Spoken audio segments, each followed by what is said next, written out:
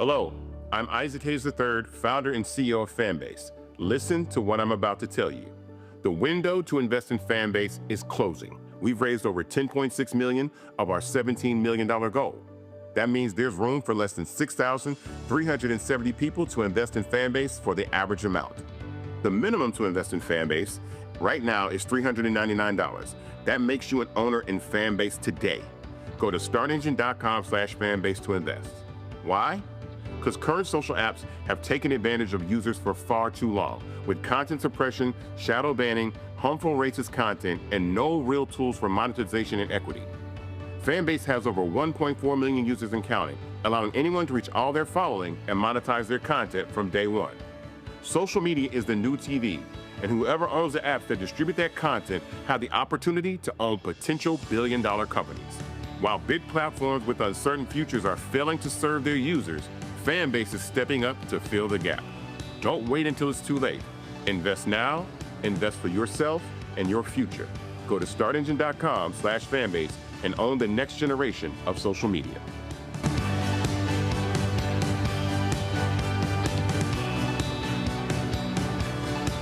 Folks, Black Star Network is here.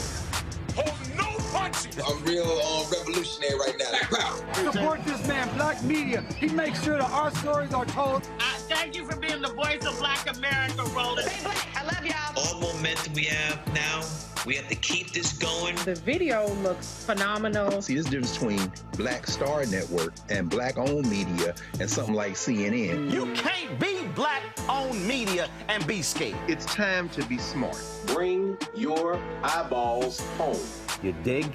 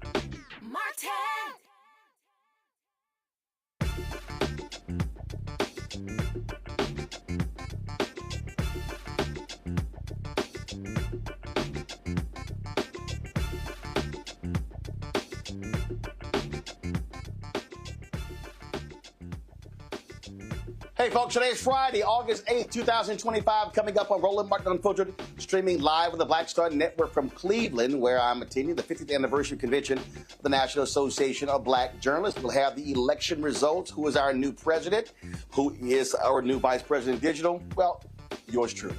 We'll show you what Erin Haynes had to say in her speech as president-elect of NABJ. In Texas, Governor Greg Abbott is trying to pit blacks and Hispanics against each other, and they continue to fail as Democrats hold out, keeping the House from having a quorum to vote on the racist gerrymandered maps. So we will be talking about to the vice chair of the Redistricting Select Committee about this process. White Republicans in Alabama, they won't give up. A federal court still rules against them with the creation of a second black district in Alabama. Plus, the Department of Justice, Trump's Department of Justice, they are targeting New York Attorney General Letitia James, as well as Senator Adam Schiff, claiming mortgage fraud. We see what that's all about. Lots to break down. Plus, I got something to say about Auburn coach Bruce Pearl with his racist comments about President Barack Obama. If you are a black parent, there's no way in hell you should send your kid to play basketball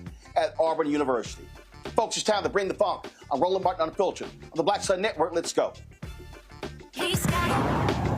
Whatever the miss, he's on it. Whatever it is, he's got the scoop, the fact, the find. And when it breaks, he's right on time and it's rolling. Best believe he's knowing. Putting it down from sports to news to politics. With entertainment just for kicks, he's rolling.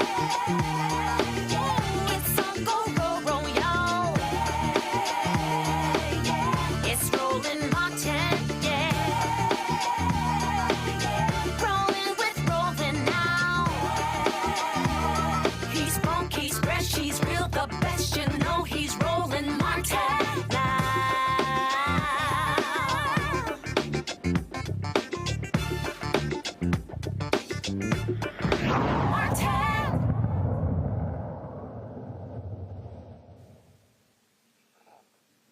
Well, Republicans in Texas still are mad as hell that House Democrats are holding out, preventing them from passing these racist gerrymandered maps.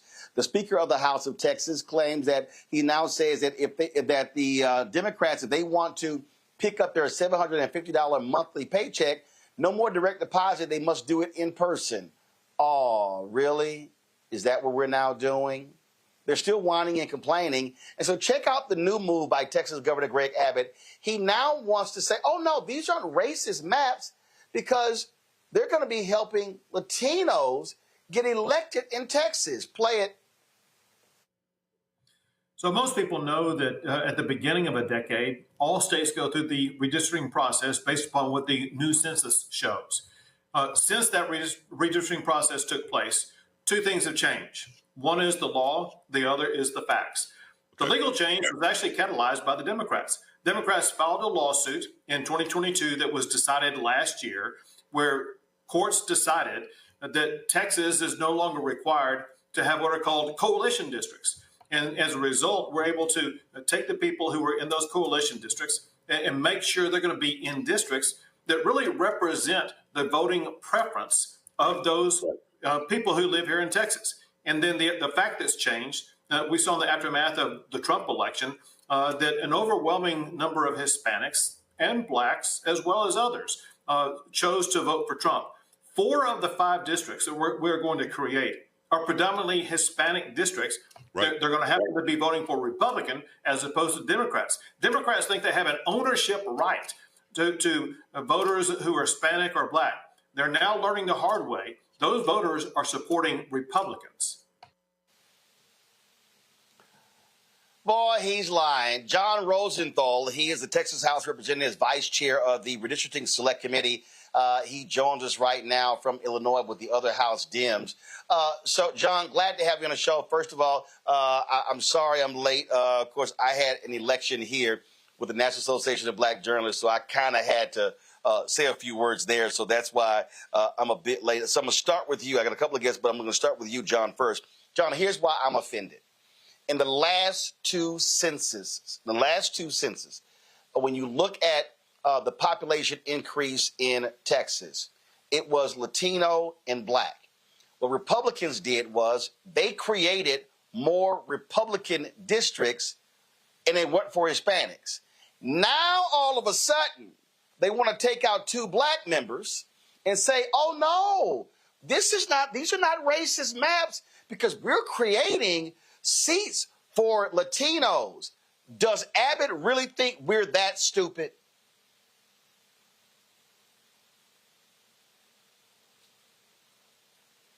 John? Can he hear me? Y'all can, guys, talk to me. Hey, I can take that one if you'd like, Roland. Okay, go ahead. So, hey, I'm Rafael Anchia. I'm the past chair of the Mexican-American Legislative Caucus. It's good to be with you. And an SMU Mustang. I know you're an Aggie. I wanted to I just wanted to underscore what you said. Look, 95% of all the population growth during the last census in Texas was driven by people of color. 50% of that growth was from Latinos. So he says the facts on the ground have changed. They, in fact, have not. Since the beginning of the decade, when they first did redistricting, Latinos had accounted for 50% of all the growth in the state, and African Americans for about 25%, or almost 30%, and then Asians for the remainder. So those facts are the only facts that matter when you're talking about the census and you're talking about redistricting. It doesn't matter how people are voting. That also is a falsehood, and you're correct about that, because a majority of Latinos in Texas still voted for Democrats, not Republicans. He said it was overwhelming. That's not true. Trump did not get over 50% of the Latino vote in the state of Texas. That's also a lie. And finally, what he's saying is that, hey, Latinos are going to get elected in these districts. We did a study at the Mexican-American Legislative Caucus, okay? And if you had actual districts that were reflective of Texas's diverse population, you'd have about 15 seats that were majority Hispanic, where Latinos would elect the candidates of their choice. You'd have 5 seats where African Americans would be able to elect a candidate of their choice, or about 13%. And you'd have 2 seats where Asians would be able to elect a candidate of their choice. And 15 out of the 38 would be determined by Anglos. Doesn't matter. Republican and Democrat does not matter when you're talking about apportionment, because what is protected is not the party, but the voter. However, under the racially engineered districts proposed by the Republicans, 26 seats, almost double that number, would be determined by Anglo voters. About half the seats, half of that 15 seats, or 8, would be determined by Latino voters. Only 2 seats would be determined by African Americans, and 0 by Asians. So it's just a lie, really, that we're pitting Latinos and African Americans. It's not true. Latinos and African Americans are here. We're here during the quorum break fighting together. The Latino caucus, the Black caucus, we are together, right? Because we see through that rhetoric, and when you actually put pen to paper and look at the numbers, our the voting strength of Latinos and African Americans is being diminished, including in historic African American districts. They're trying to take out Al Green. They're trying to take out Mark Vesey, districts that have historically either been coalitions of African Americans and Latinos voting together, which were created by courts, by the way, or traditional African American districts. One last point about this. Why are they doing this? Why do they want, Donald Trump called Greg Abbott and said, hey, get me 5 districts. I don't care how you do it. If you need to run over Latinos and African Americans, do it. And Greg Abbott said, aye, comandante, right? And why are they doing that? It's because they don't want to release the Epstein files, because they don't want accountability, because they don't want Hakeem Jeffries to be Speaker of the House with a gavel and subpoena power to expose the corruption and crimes and incompetence of the Trump administration. That's why they want to do this. And they want to do it on the backs of Latinos and African Americans. Representative Rosenthal, can you hear me? Hey, John, can you hear? I can't hear him. I can John, hear you, but I can't hear Roland. I can't hear anything. Okay. So the control room, I need y'all to get that fixed to figure out why John can't hear me. So if y'all could work on that, I'm going to as Representative answer another question. And so this is the other thing that I think where they think people are stupid. You don't change the map because of how folks voted in the presidential race. These are congressional races. They are districts that are 700 to 800,000 people. The results of a presidential election, that means nothing when you talk about how you draw maps. Look, and I'll take it one step further, Roland. In 2021, when they did redistricting, they were like, oh, we did it race blind, even though they reduced even then Latino and African-American voting strength. And there's a pending lawsuit, right? And again, parties are not protected here. It is voters that are protected here. So everything that Abbott was talking about with Democrats and Republicans doesn't matter one bit. So we filed the lawsuit. That lawsuit is pending. Now they want to pretend that the law has somehow changed. And then mid-decade, they want to they want to do this redistricting. We've reached out to blue state governors and we said, hey, this is anti-democratic. I mean, this is really, really bad stuff. We sounded the alarm nationally, and thankfully, people like J.B. Pritzker and Gavin Newsom, Kathy Hochul, and others have said, hey, if Texas does it, we're going to do it. What did that do? It caused blue state Republicans to say, whoa, this is a bad idea. I'm about to get redistricted out of my seat. This is a really, really bad idea. And they filed a bill at the federal level saying that we shouldn't have mid-decade redistricting because they're all going to be wiped out. That's the big problem here. And it's a race to the bottom. And ultimately, the people who are going to suffer are African-American and Latino voters in Texas. Yeah, and again, they're trying. What they're doing is it's a new one every day. Oh no, we're doing this because the DOJ sent us a letter saying that the districts are unconstitutional. Oh no, we're doing that now because it's a power grab. Oh no, now we're creating districts for Hispanics. They're constantly searching for another rationale for what they're doing, and this is what we know: Trump and the Republican Party of Texas, Greg Abbott and Dan Patrick, they do not give a damn about black voters. They do not give a damn about Latino voters. They only care about MAGA voters, and that's not how this process is supposed to be. So I have consistently said over and over and over again, Democrats, damn being fair, damn being nice, where you have advantage, you've got to maximize it. Now Abbott is saying, oh no, because the Democrats are holding out, we're going to redraw 8 districts. So we see what they're all about.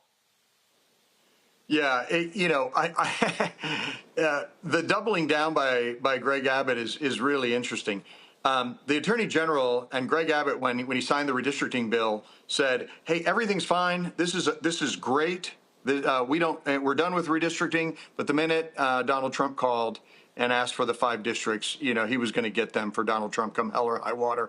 And the big contrast, by the way, and I'm not, I don't think it's fair to the governor of Georgia. But when Donald Trump called the governor of Georgia and said, find me 11,000 votes to overturn the election, right? He said no. But when he calls Greg Abbott, when Trump calls Greg Abbott and asks for 5 seats to rig the election on the backs of Latinos and African Americans, he says right away. Now, because he really admires autocrats, he's threatening to remove us from our seats for doing this. And I was on a Spanish language TV station, and I said, it's commonplace for members of the executive to remove members of the legislative. That happens all the time. But it happens in Venezuela and Cuba and not in America, right? Because we have separation of powers and our institutions hopefully still work.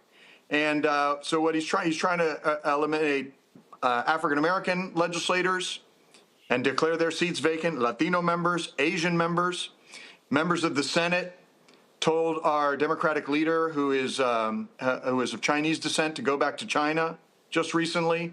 So let's not pretend that this is about anything than what we know it's about, Yep, that's exactly what it is. So listen, it's the long haul. I really, really hope The 51 House Democrats stand firm. And I keep telling people, listen, y'all are going to have to literally hold out for anywhere from 4 to 6 months because they could always try to change the primary date. They can do all sorts of different things because they want to cheat. They need to cheat to win.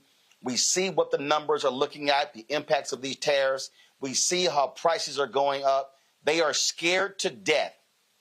There are 35 vulnerable House Republicans.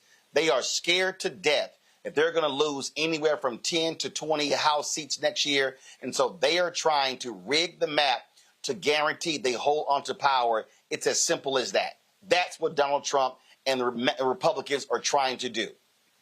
Now, Roland, you know we're a citizen legislature, and we have jobs and families back home. We set some pretty clear goals when we started this quorum break. The first one was that we were going to try, and it was going to be very hard because of the frenetic Trump media cycle, to capture the American imagination on redistricting. We wanted people to be talking about redistricting in barbershops, on street corners, and on shows just like this, just like you're doing, to try to raise consciousness.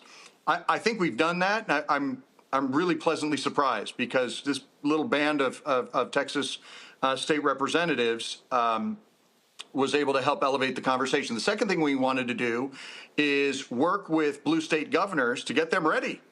Because if we had just let them run over us on the House floor, this would have been a 2-day media cycle, and it would have been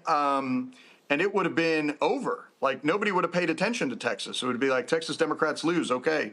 So that's why we couldn't let that happen. We wanted to make sure that we were protecting our African American and Latino constituents by working with blue state governors to show some pushback, right? That's super important. It was super important to us. And finally, we said we were going to run out the clock on this special session. Now, the governor's right. He can call special session after special session after special session. So our goal was to give the blue states some time to catch up, to activate their plans for redistricting. But at some point, we're going to have to go back and fight this on the House floor, and we're going to have to fight it in the courts, especially since there's some clear violations of Section 2 of the Voting Rights Act.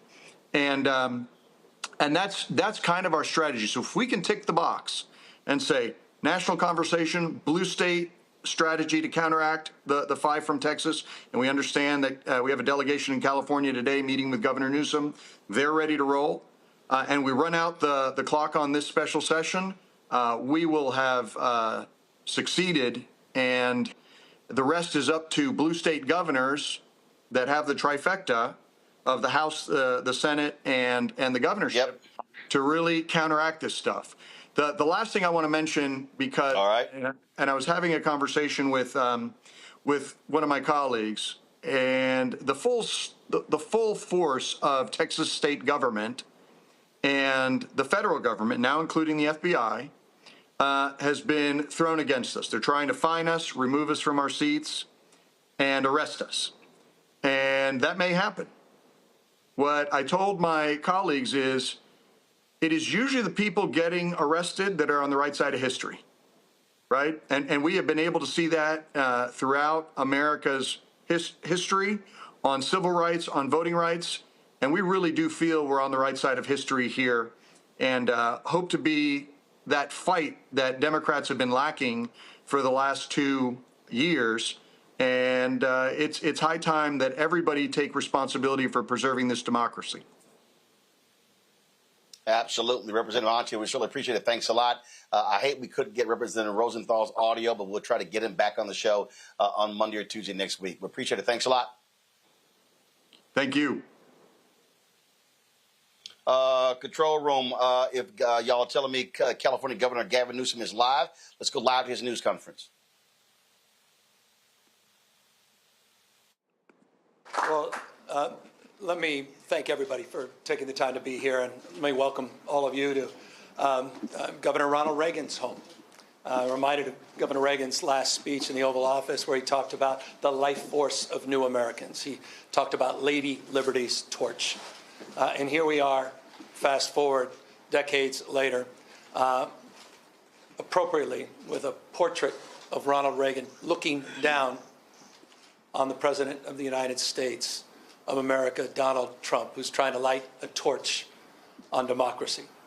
He's trying to roll back the last half century. He wants to put America in reverse on LGBT rights, on voting rights, civil rights, on the rights of women and girls. We're here in that light at this profound and consequential moment. And we're here with 6 courageous leaders, as they've been described, from the Texas delegation. It is my privilege to have had now 2 delegations visit from Texas. And it's my honor to welcome all of you and to thank you for your courage. Thank you for faith and devotion to the cause that unites all of us across this country, regardless of party. And that are the enduring principles of our founding fathers. You know, we talked about the 249th anniversary of those principles. Next year, we'll celebrate the 250th anniversary of those enduring principles, the best of the Roman Republic and Greek democracy, a system of co-equal branches of government. This notion of a system of checks and balances, popular sovereignty, all of that on the line, all of that at risk. And so I'm very sober and mindful of this moment. And as a consequence, we have taken our relationship to this moment very, very seriously.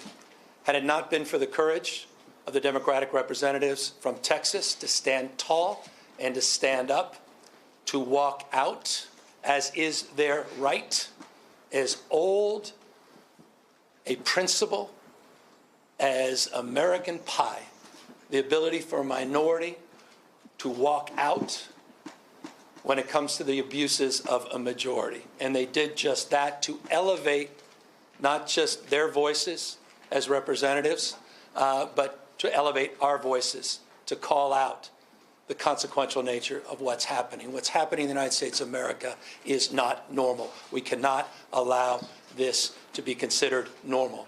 Please don't say it's surprising. When you say something is no longer surprising, you normalize it. This is shocking, what's happened. You heard Representative Johnson say it very powerfully and very clearly. And what more evidence did you need? You saw this take shape after Donald Trump tried to wreck the democracy after January 6th, where he dialed for 12,000 votes in Georgia. By a courageous leadership, regardless of party, that stood up against that tyranny. Now he's dialing up for seats. He called Greg Abbott, who doesn't have the courage, doesn't have the backbone, doesn't have the consciousness of the consequences of his action. And he has rolled over and he said, yes, sir, and they're trying to dial now for new seats for precisely the reason that Speaker Pelosi and others have represented. They will lose in the midterms. He knows it. Why else would he make that phone call? His agenda's failing. His presidency is failing. He knows the headwinds in a midterm.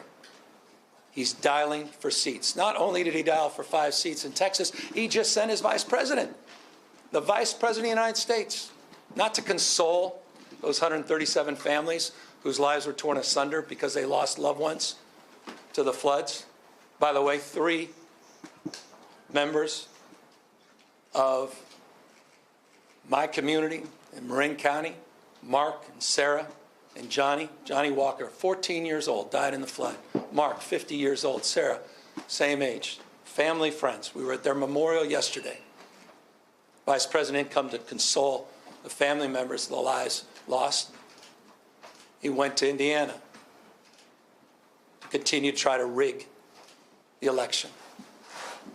You have a special election in Texas. You'd think that's all they'd be focused on. 37 kids dying in those floods. But they're focused on this, a power grab. And it's not limited to Texas and Indiana. You've seen what's happening in Florida. You've seen what's happening in Ohio and other states. So we have got to step up. Our state of mind is about accountability, responsibility. Again, taking this moment seriously. What is our relationship to this moment? And we recognize we have agency. We're not bystanders. That we can shape the future. Decisions, not conditions. And so we choose to be held to a higher level of accountability. It wasn't our decision to be here. It's reaction to. We are trying to defend democracy as opposed to see it destroyed district by district. And we will stand firm and we will stand tall. And perhaps the expression today is the expression of unity. That's what we're trying to communicate. You have congressional representatives here, the leader of our congressional delegation. They are unanimous in their support of moving in this direction. You have the Speaker and the Pro Tem, and they strong support of their caucuses. And leaders of critical committees and caucus are here to express support. We are moving forward. Make no mistake.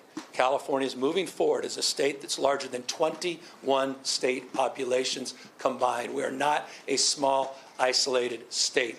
State larger than 21 populations combined. We tried to play by a higher set of standards and rules with our independent redistricting, and we believe in that.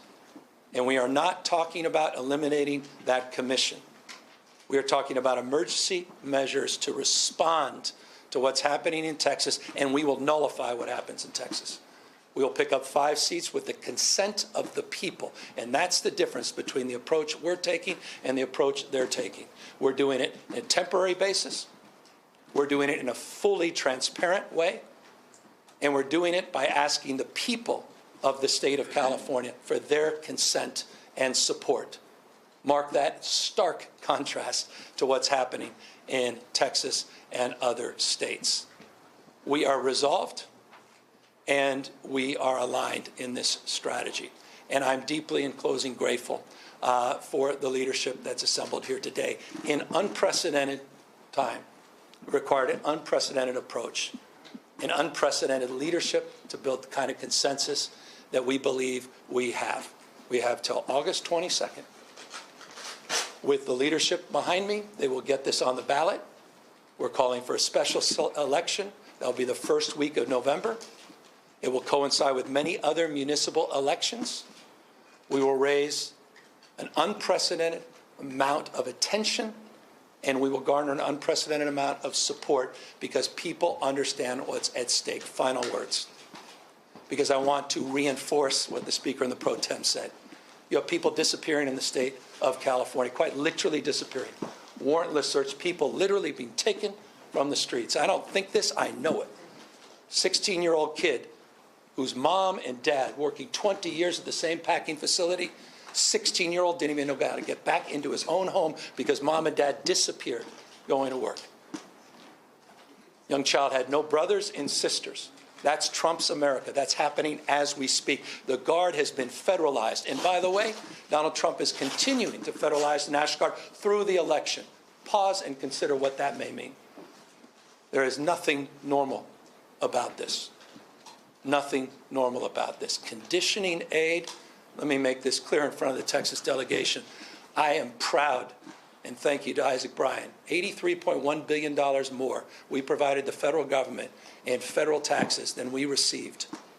Texas, for whatever reason, for success and how Texas does punch above its weight, received $71.1 billion more from the federal government they received. But I'll tell you what, as a taxpayer, as governor of California, I am proud to stand tall to help them recover from these floods. No conditions, no politics. We're all in this together. I was proud to send search and rescue teams to support the recovery of those floods. That's my responsibility. That's what it's like to be a member of a community. We're all in this together. The idea that we're even conditioning aid and allowing that conversation to persist, that's what's at stake with this conversation. It's not about lines, it's about drawing a line, and it's all about elevating a deeper consciousness of the line that Donald Trump continues to cross. It's not about him playing by a different set of rules. There are no rules for Donald Trump. This is a serious moment in American history. And so we are here to meet this moment head on. And we look forward to a successful campaign, and we look forward to continuing to do what we can to have the backs of these courageous leaders who are back here in the state of California, sharing their voice as we share their action and passion at peril that this democracy may not live. With that, we're here to answer any questions.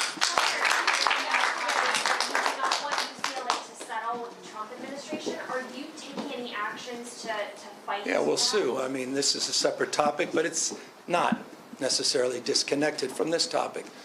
Donald Trump today is trying to silence academic freedom.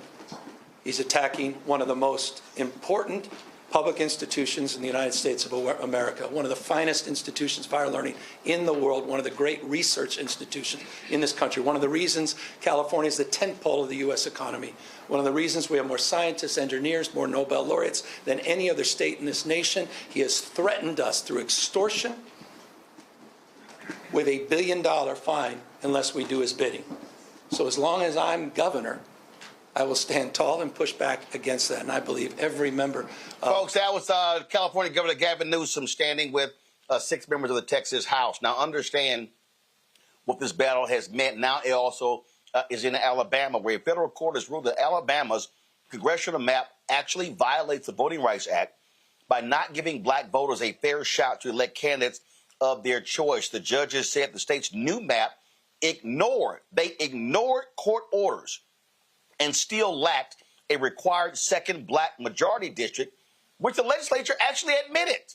Now Alabama must use a map that's been drawn by an independent expert for the rest of the decade that will ensure 2 districts where black voters have real influence. The decision follows an appeal by state officials to the Supreme Court. But for now, the new map stands, reshaping Alabama's political landscape. Joining us right now to talk about this decision, again, this ties directly to what's happening in Texas, is Kadita Stone, a plaintiff in the Allen versus Milligan case. That's what this is based off of. And Kadita, listen, these white Republicans, they don't want to see black folks represented in Alabama. They fought, the same white Republicans fought the 2nd district in Louisiana. These are the same white Republicans who are fighting in Texas. Look, I'm not going to dance around this. This is white conservative Republicans wanting to deny political opportunities to black people. Yeah, absolutely. First, I just want to say thank you so much for having me on. I do agree with you. This is a form of white supremacy at its best. There's really no reason when the data shows that there's enough black people to draw a district, why not give it to them? So it was a victory in a way because the court did agree with us and say that this map that is going to be put forth has to be put forth until 2030. But we're going to see because in good old Alabama fashion, they appealed again. And so this is our 5th time constantly going back and forth to court, even with the Supreme Court ruling in our favor the very first time, as well as the lower courts. But it is definitely a disservice to black Alabamians. Yeah, and I just need people to understand that that this is, see, people want to dance around this. Oh, well, I don't want to call it white supremacy. I don't want to call it white nationalism. I don't want to call it any of that. But that's what it is.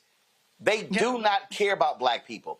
They do not care. They want to subjugate black people to white, conservative, Republican rule for forever in Alabama.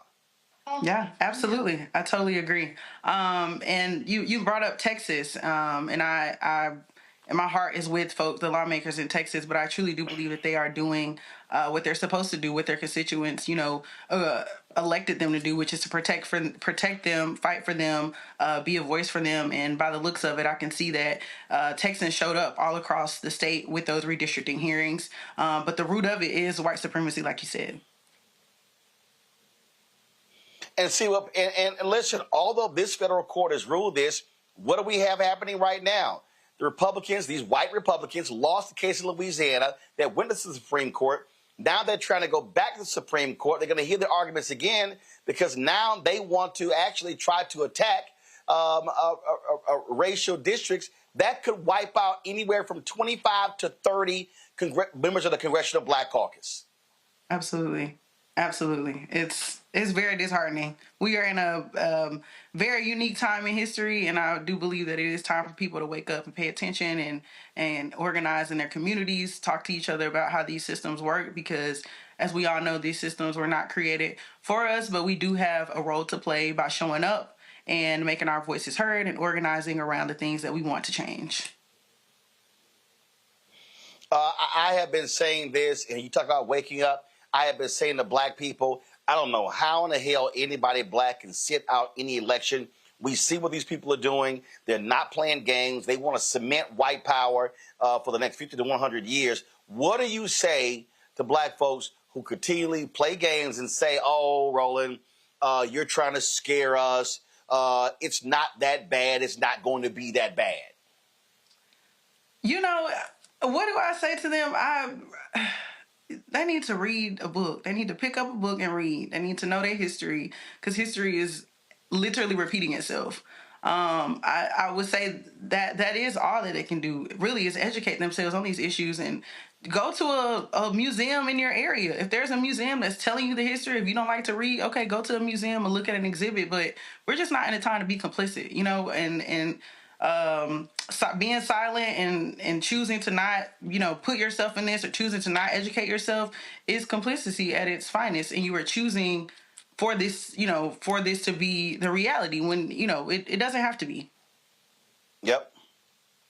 Indeed. Kadita, we surely appreciate it. Thanks for joining us on the show. Yeah, thank you so much for having me. All right, we're going to keep, of course, pushing this issue. Let me go to my panel right now. I want to bring them into this because, again, folks, we have to face the fierce urgency of now to understand exactly what's going on because, look, these are not games to be played because they are playing for keeps. Michael Imhotep, host African History Network show out of Detroit. Matt Manning, civil rights attorney out of Corpus Christi. Raven Schwam Curtis, content creator and keynote speaker out of Chicago. Matt, I want to start with you. You're there in Corpus Christi. Listen, they're trying to play these cute little games, Matt, wanting to pit Latinos against African Americans. Listen, folk, don't fall for the okie doke. These white Republicans don't give a damn. They have been screwing over Latino voters, and now they're trying to play the opportunist game. Nah, don't fall for the okie doke. Yeah, and we know that Texas demographics don't support that. We know that the majority of Texans probably don't even want Republicans. I mean, I think they're looking at the changes that may have occurred in the Valley in the last elections as it relates to Republicans winning a lot. But I don't believe that the data that Abbott is saying is supporting the way they're redrawing these maps is really supported. And you heard that from Rep. Anchia. And one thing I really wanted to say is on this show, I often talk about political pageantry, but Gavin Newsom just had one of the best presidential stump speeches I've seen in a while in his audition for president. And I think a lot of that is the undercurrent of this. Not only Gavin Newsom, but also Greg Abbott. They're both, angling for 1600 Pennsylvania in the next election. And I think some of this is an outcropping of that. But I think that was very smart the way he not only promoted those Texas Democrats who have done their job, in my opinion, and broken with the quorum, but took that opportunity to really not only align himself with the second largest state, being in the largest state in the country, but to call out Donald Trump directly and to take that tension and say, we're calling you out. I think that's very smart to do that. And I think you've spoken about the benefit of doing that kind of thing when you go to Mike Johnson's district, for instance. I think that's very smart the way they're playing that. But I think the bigger thing about all of this is Texans don't want this. And one more point to that. Look at John Cornyn. He's scared he's going to lose to Ken Paxton, right? So that's why John Cornyn is calling for the FBI to find Texas Democrats somewhere else in the country and bring them back. It's all political pageantry, and it's all to do Donald Trump's bidding, and it's all to retain their power here in Texas, even though the demographics don't support it and the people don't want it. Absolutely. And Raven, they're pissed off that Democrats are there in your state of Illinois saying, oh, that's one of the most gerrymandered states. And here's the whole deal. Republicans, you gerrymandered, so you're mad that Democrats are gerrymandering. And what Gavin Newsom is doing, what Pritzker, Governor J.B. Pritzker of Illinois has been saying, and then, of course, you may see it in Virginia, in Maryland, in New York State. It's like, yo, we're not going to sit here and handcuff ourselves while you bash us over the head with a bat. We're going to grab a bat ourselves and bash you over the head and gerrymander the hell out of our states. If you want to play fair, let's play fair. And let's remember, Raven, when a bill came up in Congress to make it illegal, to have gerrymandering across the country, every Republican voted against, all Democrats voted for. The Democrats said, let's get rid of gerrymandering. Not one Republican voted for that bill. That tells you exactly where they stand. And everything they say right now is horse shit.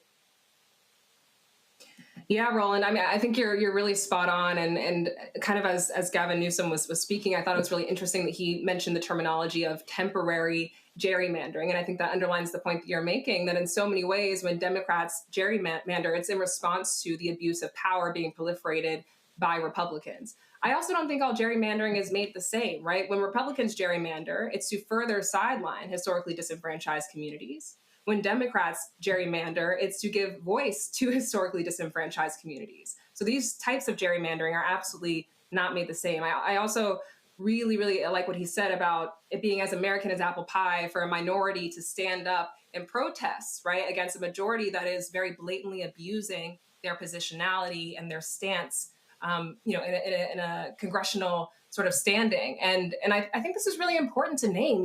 This has been a huge inflection point of watching Texas Democrats give that knuck if you buck energy. Like I'm so here for it. And especially as a young person involved in politics, what I'm hearing from my peers over and over again is that folks are hungry for that, right? Don't just lay down and take it. Like, let's fight back. Show me that energy. And I think it's really incredible that that's what we're seeing from our electeds right now. I spent a big portion of my childhood in Houston, Texas. Texas is the first place that I voted in 2016 when I was eligible to vote. And it's dope to be in Illinois now and to be seeing my governor really stand 10 toes down, in line with these Texas Democrats. Super important. Yeah, indeed. Folks, hold tight. I want to go to Michael here. Michael, again, I don't think people understand how serious this is. We were signaling that when it came to Project 2025. We know what their game plan is. Republicans are scared to death. We are seeing prices going up. Donald Trump is freaking out. We saw he was lying the other day in the Oval Office with these fake job numbers because they know they're going to get their asses kicked when you keep getting bad news for the next 12 months. And so they're trying to get ahead of this, and Democrats must be constantly on the attack every single day.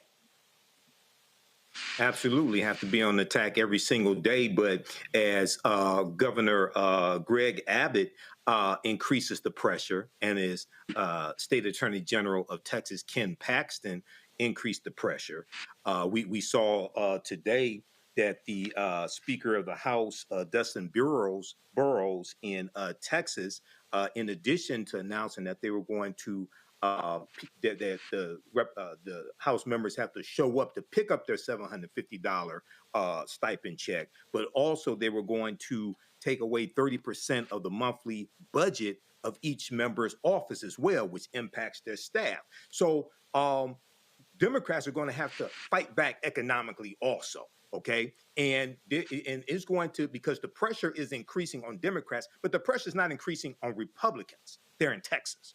So I think what they're going to have to look at doing is also having targeted, sustained, strategic economic withdrawal strategies of certain corporations that help finance these Republicans in the Texas state legislature. Okay, and then have nationwide economic boycotts targeting those corporations to push back and put pressure on those Republicans also. But this is predicted, and Roland, this is the same week as the 60th anniversary of the Voting Rights Act of 1965, August 6, 1965. And you talk about the map in Alabama. We know Alabama was ground zero for the 1965 Voting Rights Act.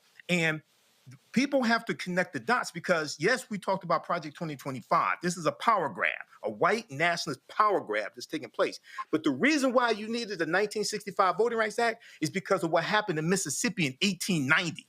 The Mississippi State Convention, where they rewrote the state constitution to impose poll taxes, literacy tests, but also a lifetime felony disenfranchisement law.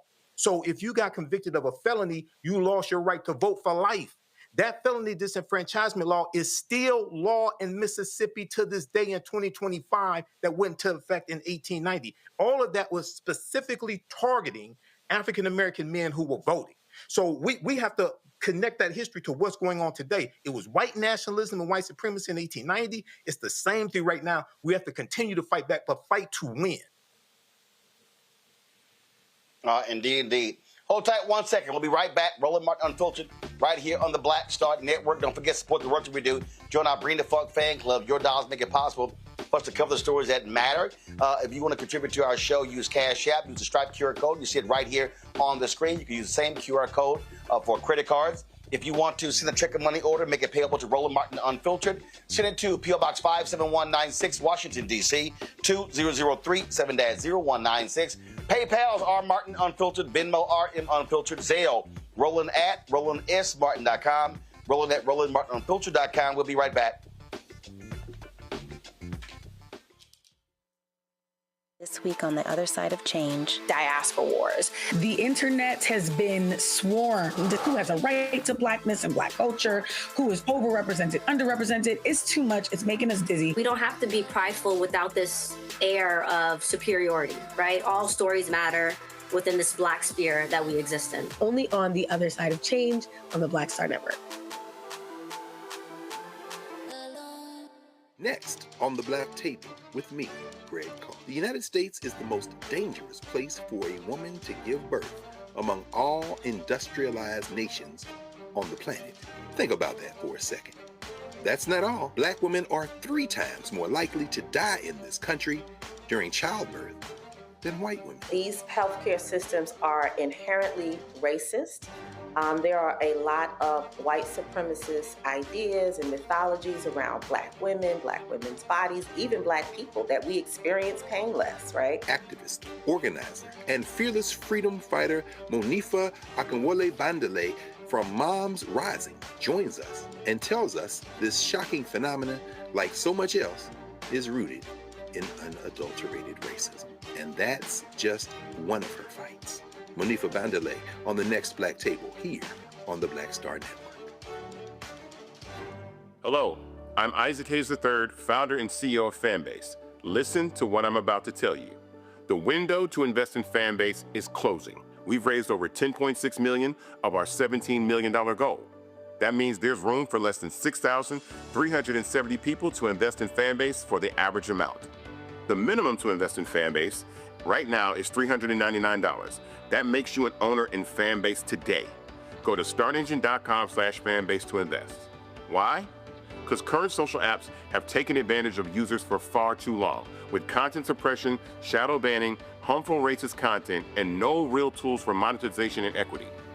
Fanbase has over 1.4 million users and counting, allowing anyone to reach all their following and monetize their content from day one.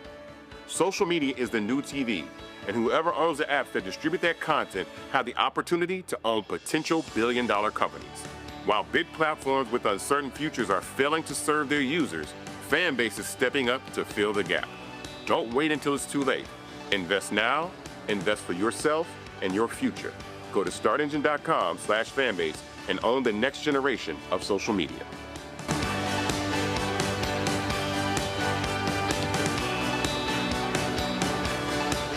Roland Martin is willing to give me the blueprint. Hey, Cyrus, I need to go to Tyler Perry and get another blueprint because I need some green money. The only way I can do what I'm doing, I need to make some money. So you'll see me working with Roland. Matter of fact, it's the Roland Martin and Cheryl Underwood show. Well, should it be the Cheryl Underwood show and the Roland Martin show? Well, whatever show it's going to be good.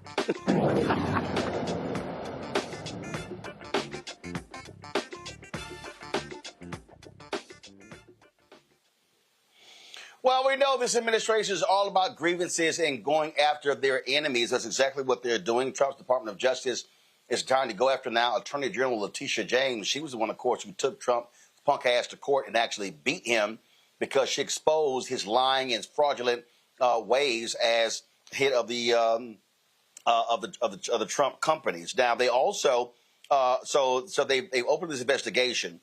They're alleging that a criminal investigation alleging that she committed mortgage fraud. They also are attacking California Senator Adam Schiff. The grand jury investigation was convened in Albany, New York. They're examining what James had to say in terms of her mortgage there as well. Now, the DOJ has declined to comment on the subpoenas in the grand jury investigation. Matt, we know what this is. Donald Trump is mad. He got his ass kicked by Letitia James, and so now he's targeting her. That's what we're dealing with. That's all we're dealing with. They're going to try to do the same thing they did to Marilyn Mosby. That's it.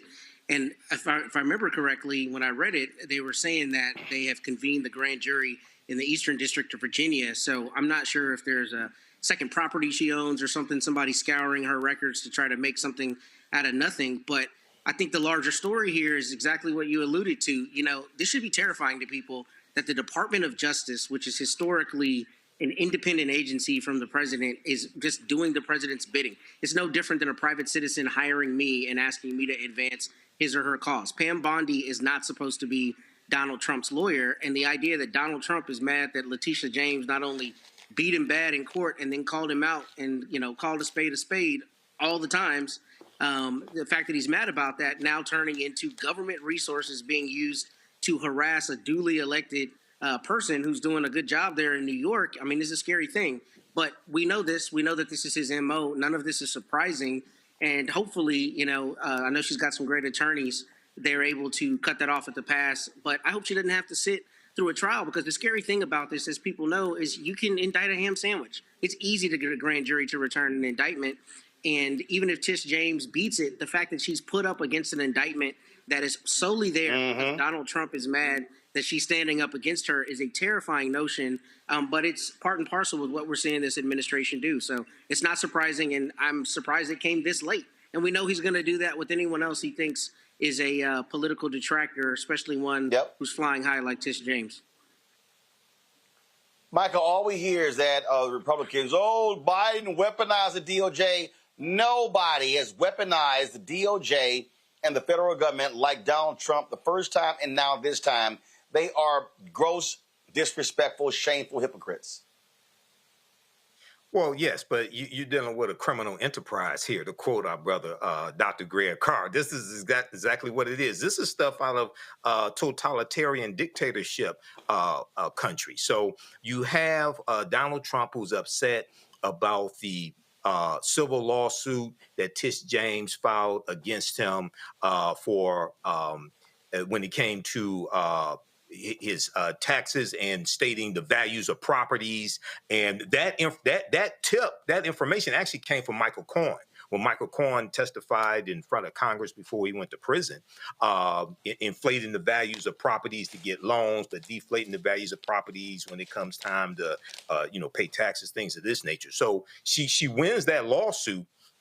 Trump owes about $500 million now in that lawsuit. So now they come up with this type of investigation dealing with a mortgage and then also claiming that Tish James violated Donald Trump's civil rights.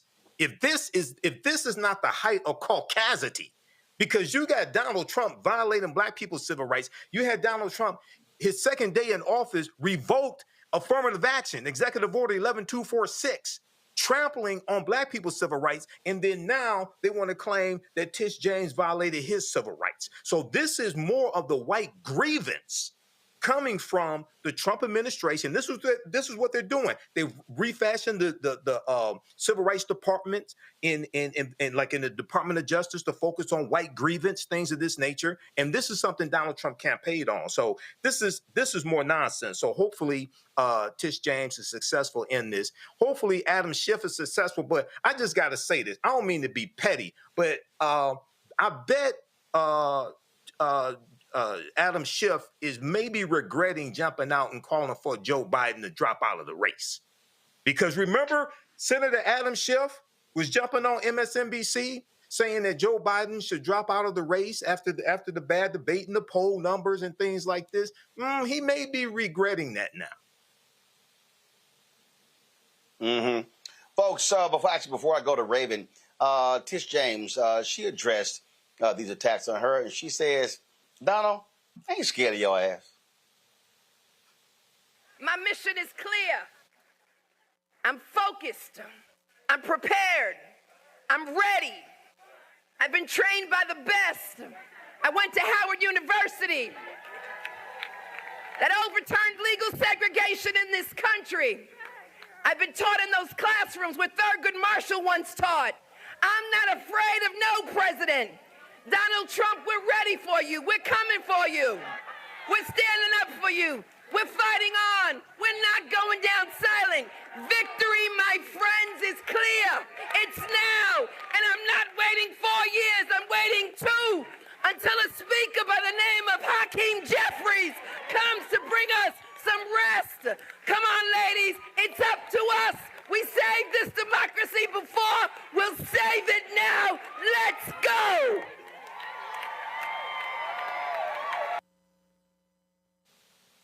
Raven, the shortened version of that is Donald Trump, bring your ass.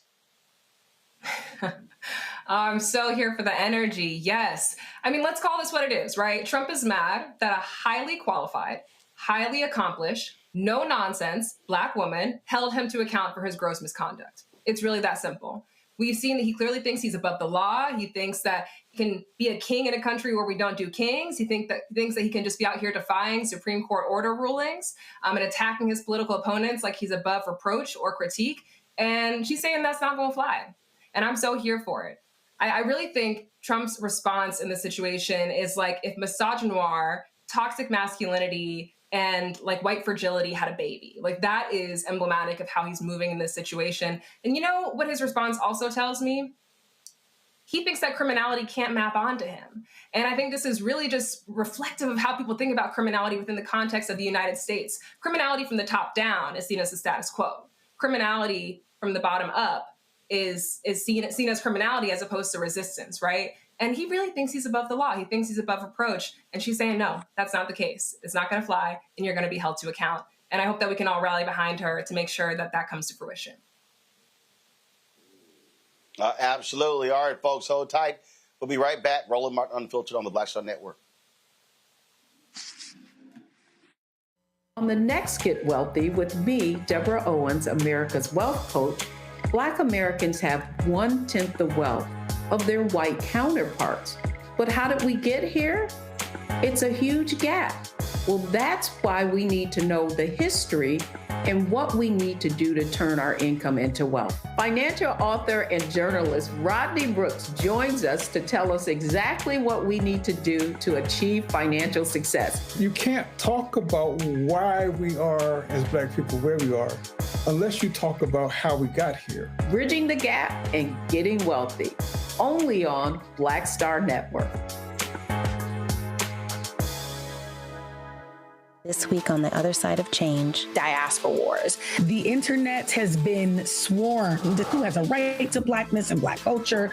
Who is overrepresented, underrepresented? It's too much. It's making us dizzy. We don't have to be prideful without this air of superiority, right? All stories matter within this Black sphere that we exist in. Only on the other side of change on the Black Star Network.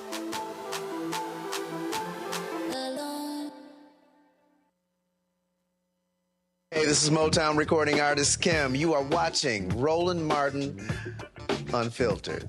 That boy, he always unfiltered though. I ain't never known him to be filtered. Is there another way to experience Roland Martin than to be unfiltered? Of course he's unfiltered. Would you expect anything less? Watch what happens next.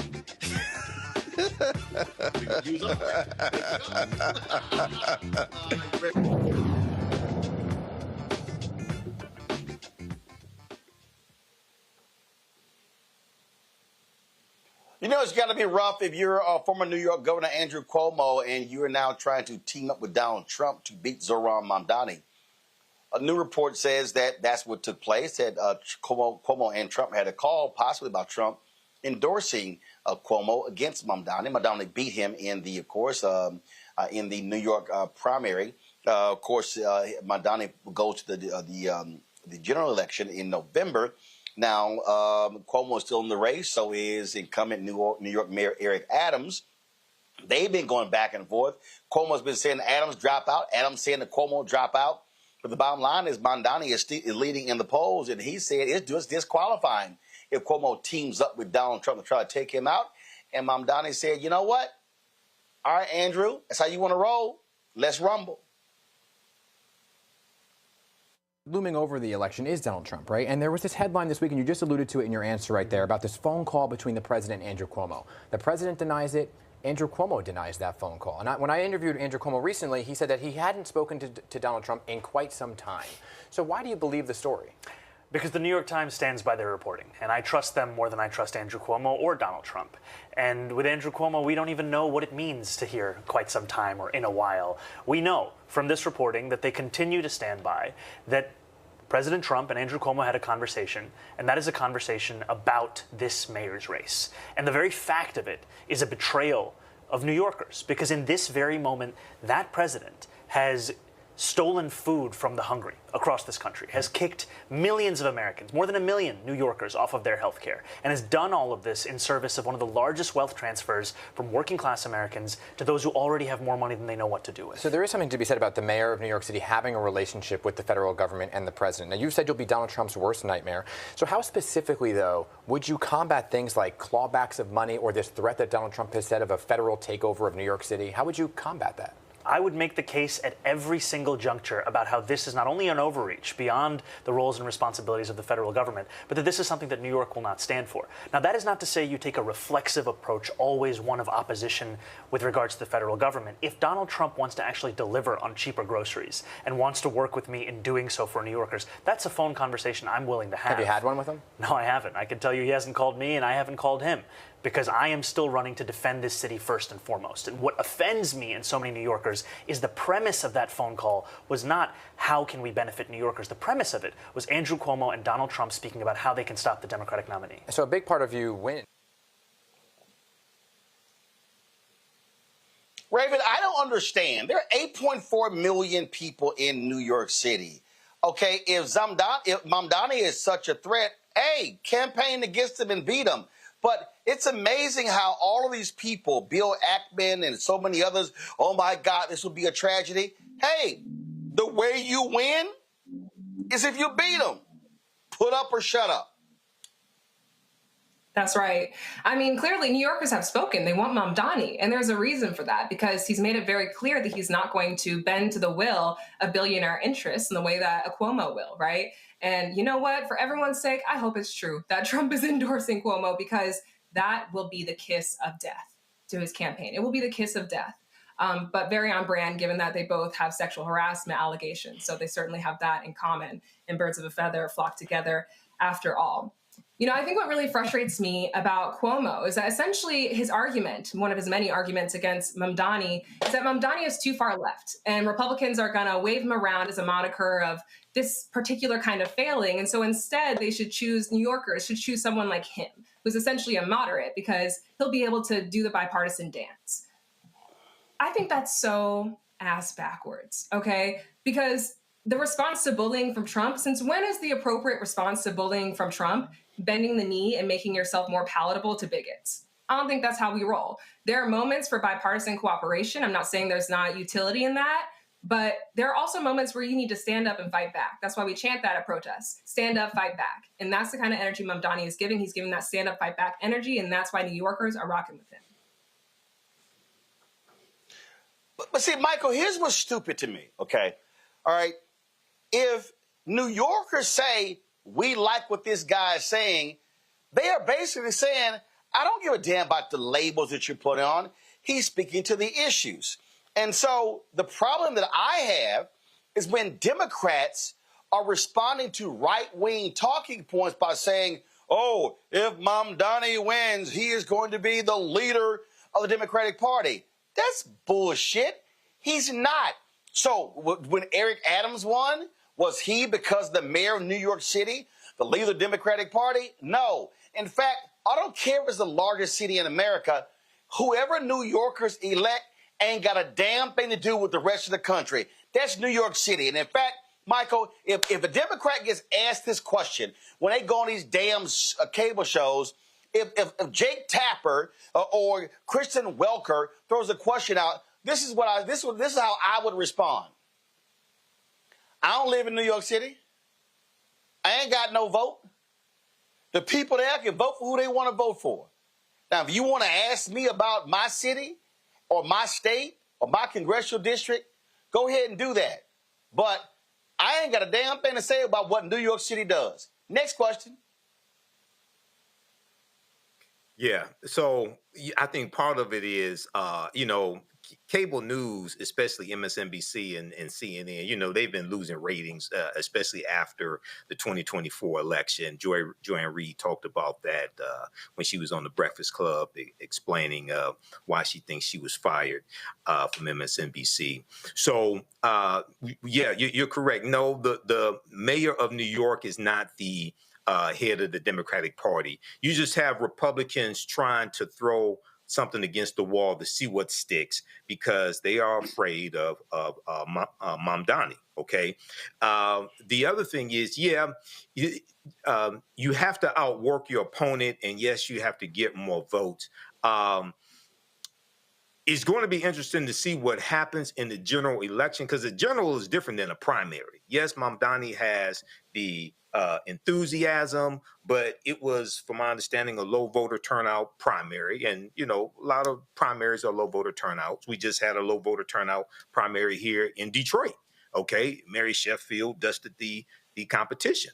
But the general election is entirely different. So you have to play to the general and see what happens. Now, lastly, Cuomo, if Cuomo had a conversation with Trump recently, okay, not him saying he spoke to him after the assassination attempt to express his concern, but if he had one recently, and if he's trying to show, hey, I can work with Trump and I'll be better than Mamdani, I'll be more acceptable to Trump and acceptable to Republicans. Well, this is where you beat your opponent on the issues and you get more votes. So we're going to see how this plays out. I don't live in New York. We're going to see how this plays out, but you still need to get more votes than your opponent.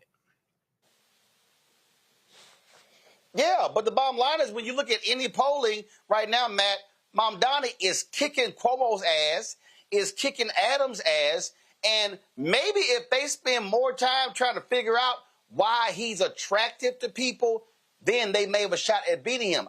I just think that Democrats get themselves caught up in this game where they're being forced to answer to a candidate that's running. Here's the deal. In Seattle, a progressive candidate is beating the incumbent mayor.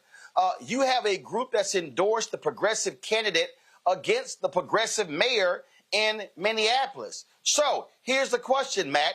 Is the Democratic mayor of Seattle, is that a bellwether for the Democratic Party nationally? No. How about the progressive mayor in Minneapolis? No. I don't know why Democrats fall for the bullshit of having to answer to this when that ain't none of my business. Here's Senator Elizabeth Warren answering the question, and you know what? She should have said, I ain't from there, but she said this. I wonder, though, often we see this, and this is a local election.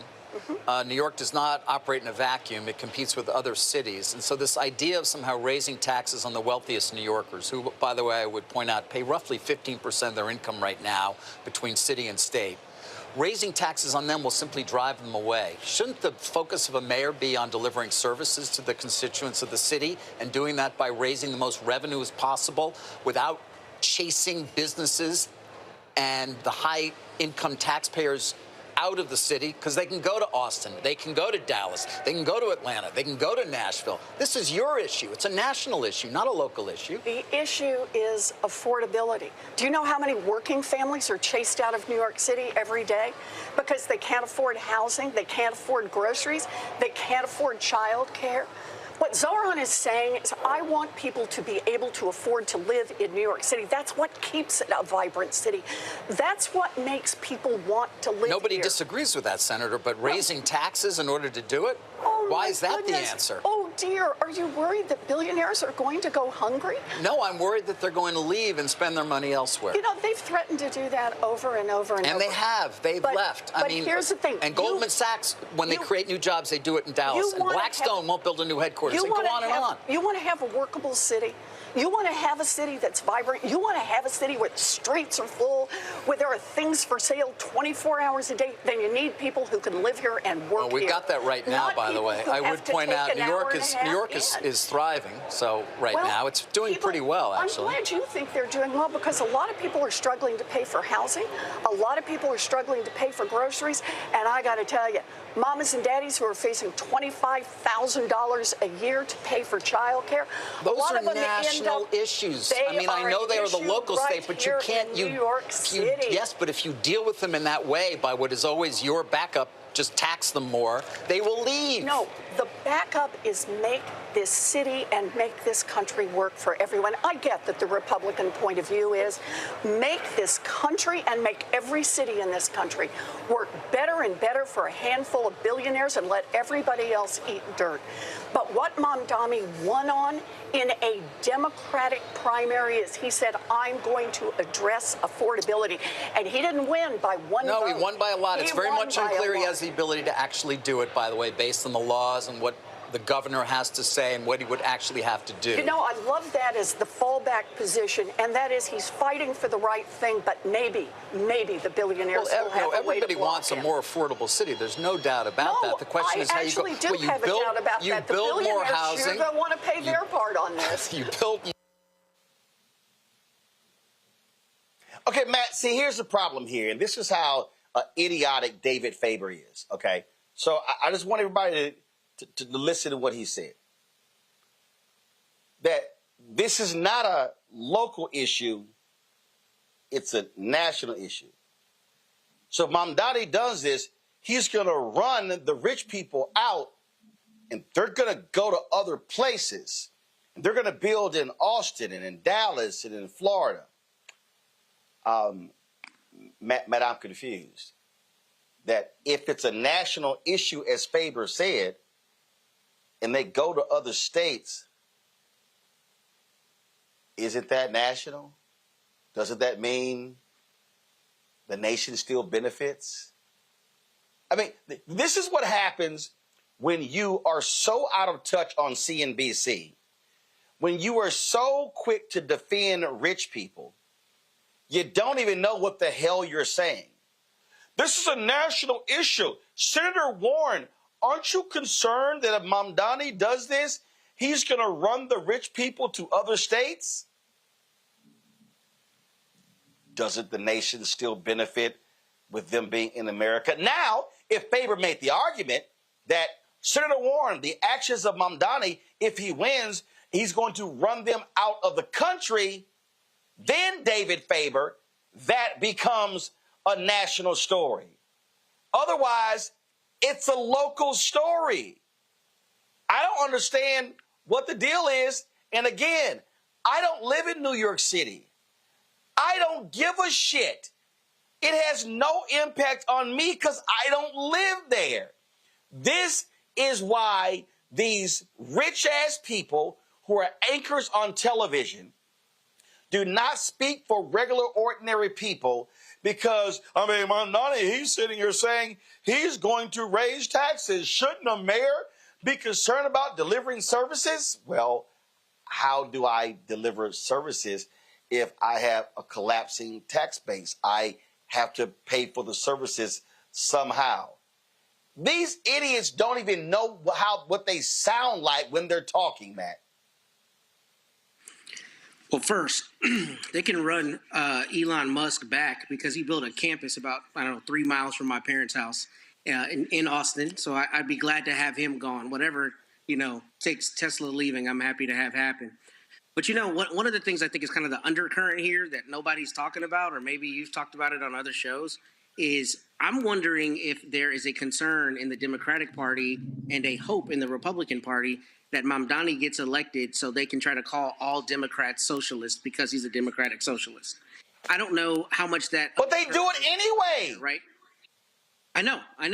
But I don't But Matt, here's the issue. They do it. Here's the deal. You can be a conservative Democrat and they're still going to call you a socialist. Joe Biden is a centrist, frankly, center-right Democrat. For 4 years, Joe Biden's a socialist. So they're going to call every Democrat a socialist, every Democrat a communist. They're going to do it anyway. So and again, if I'm a Democrat, the way you answer that is, that ain't me. That man in New York City. They ain't got nothing to do with me. See, again, they're not comparing him. They're not saying to all Democrats, are you the same as the mayor of Chicago, the mayor of Seattle, the mayor of Minneapolis, the mayor of Houston, the mayor? We go on and on and on. No, they fall for the banana in the tailpipe every time by taking the bait. And Senator Cory Booker is afraid to endorse. And they're like, well, he's afraid to endorse. And Booker was like, that's New York. They ain't got nothing to do with me. That's their business. Right. But what I was going to say is I think that tension is at play because you would think that if the person gets elected to the mayoralty in New York, even if that is only New York in terms of a local issue, it has a national reverberation because New York is the biggest city in the country. And I'm sure there's some reticence. No, it doesn't. Cory Booker and no, actually, it doesn't. I think so. I don't think it's necessarily a bellwether. No, it doesn't, Matt. You can say that. No, Matt. Matt, here's the deal. Matt, it has no national reverberation. This is why I believe you're saying that. It's because New York City is the media capital of the world. That's why. All the networks are based there.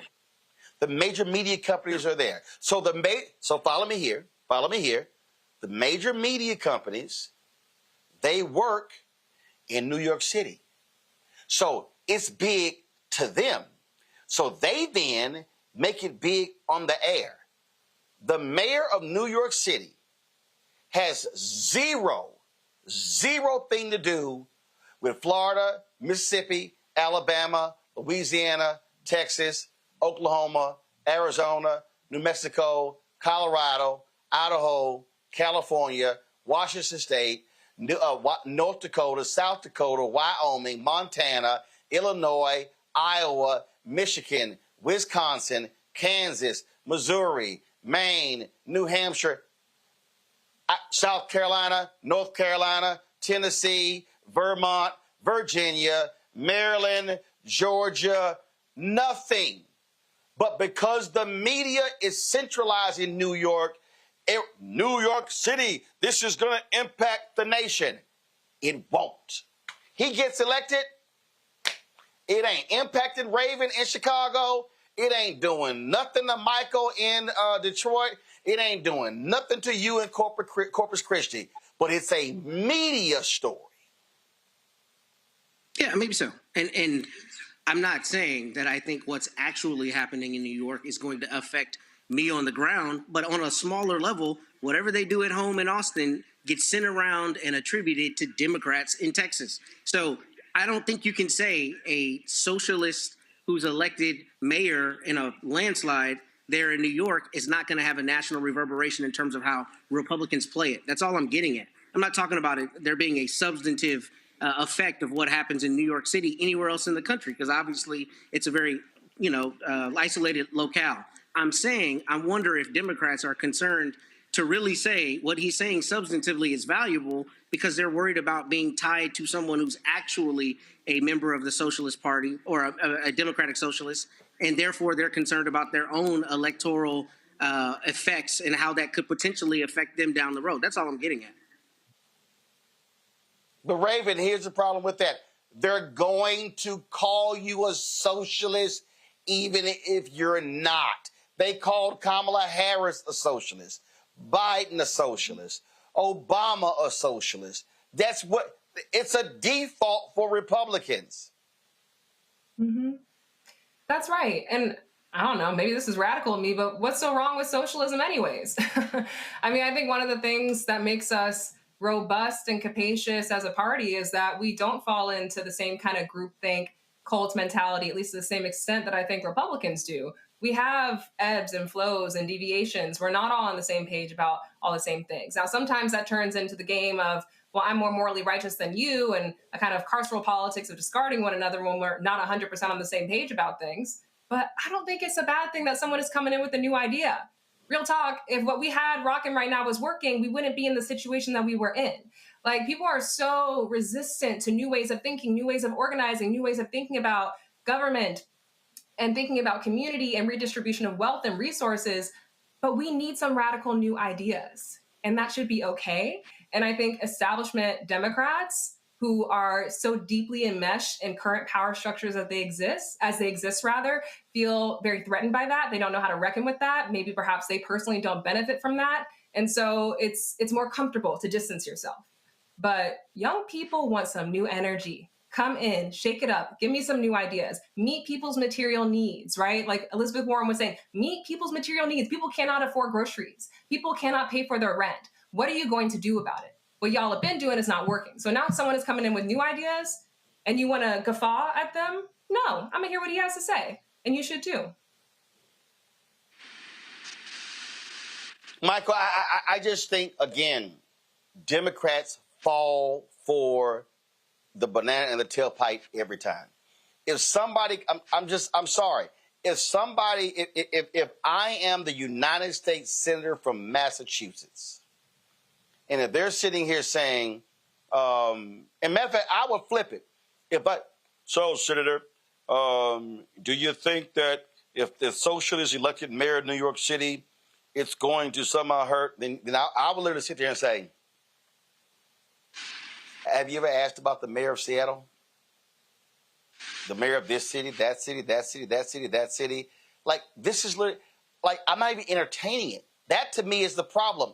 Democrats get in trouble when they are playing on a Republican playground where they've set all the rules and all the traps and you are to respond. I just think it's very simple. The answer is real simple. Is this: if the voters of New York City choose Zohran Mamdani, then that's who they choose. And if you're in New York City and you don't want him to be mayor, then you go vote. What's your next question? Yeah.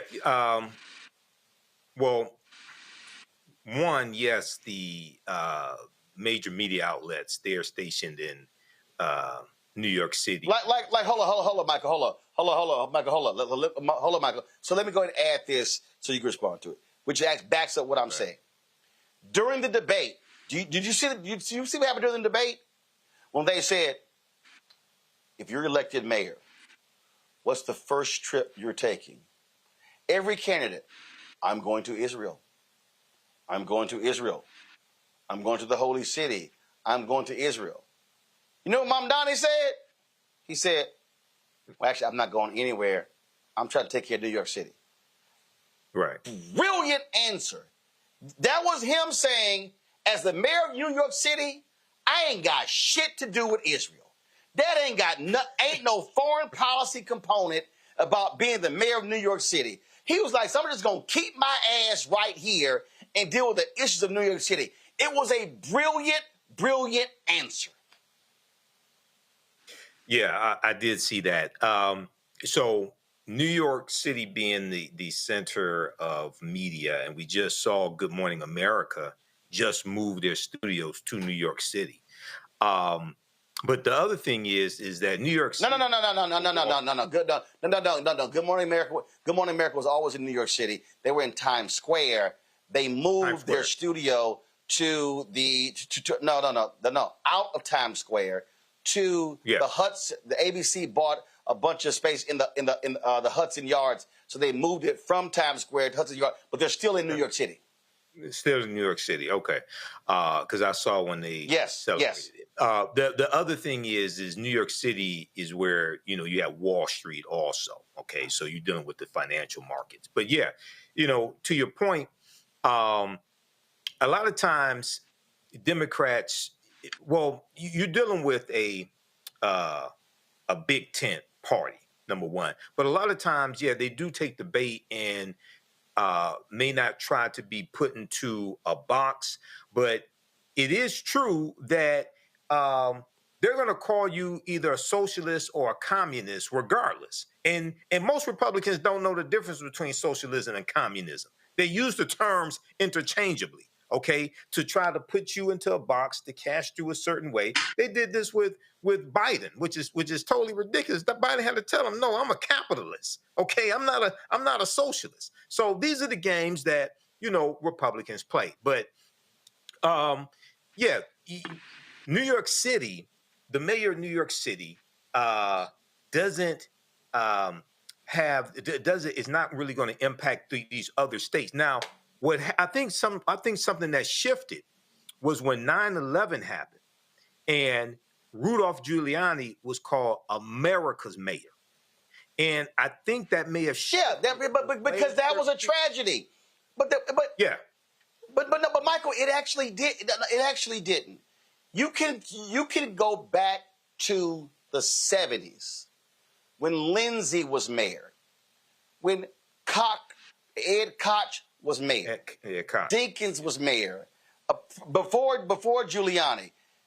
Again, let me say it again. National media national media has always elevated that the mayor of New York City is the second most important job in the country behind the commander-in-chief. No, it's not. No, it's not. The rest of the country literally doesn't give a shit about the mayor of New York City, but because David Letterman's show, the late night shows, all those people are based in New York City, guess who comes on the show? The mayor of New York City. New York City, right. The mayor of Denver doesn't. The mayor of Denver is not going on Jimmy Fallon. The mayor of Scottsdale, Arizona is not going on Seth Meyers. So national media elevates the mayor of New York City to be a larger-than-life figure, and all I'm saying is the mayor of New York City has no relevance on the other 49 states at all. And so Democrats should not fall for he's going to be the standard bearer of the party. No. Right. No, he won't. Yeah. Yeah. They want to use Mamdani to scare other people, scare that's all. Democrats, scare people away from him. Yeah. Because I remember back when Mayor Ed Koch hosted Saturday Night Live. Okay. So this is the mayor of New York being elevated. Yeah. So yeah, no, that definitely happens. That's all. That's all. So again, don't fall for the okie doke Democrats. Let them right wingers run with it and simply say, man, they ain't got nothing to do with me. Move on. All right, y'all. I got to go to a break. But when I come back, I got a few things to say about the racist head basketball coach at Auburn University.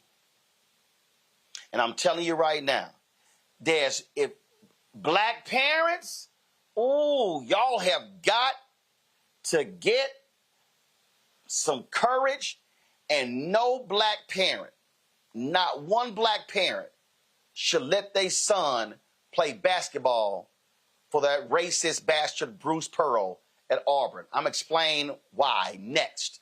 Roland Martin Unfiltered on the Black Star Network. Support our work. Join our Bring the Funk fan club.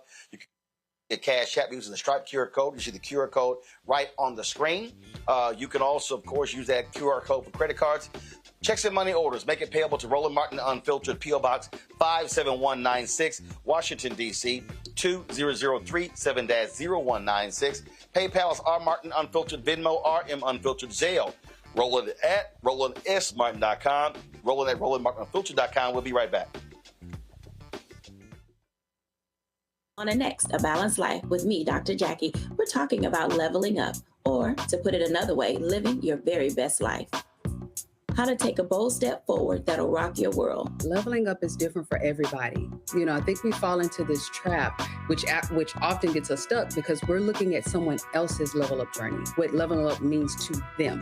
For some, it might be a business venture. For some, it might be a relationship situation, but it's different for everybody. It's all a part of A Balanced Life. That's next on Black Star Network. Next on the Black Table with me, Greg Carr. The United States is the most dangerous place for a woman to give birth among all industrialized nations on the planet. Think about that for a second. That's not all. Black women are 3 times more likely to die in this country during childbirth than white women. These healthcare systems are inherently racist. There are a lot of white supremacist ideas and mythologies around black women's bodies, even black people, that we experience painless, right? Activist, organizer, and fearless freedom fighter Monifa Akinwole Bandele from Moms Rising joins us and tells us this shocking phenomenon, like so much else, is rooted in unadulterated racism. And that's just one of her fights. Monifa Bandele on the next Black Table here on the Black Star Network.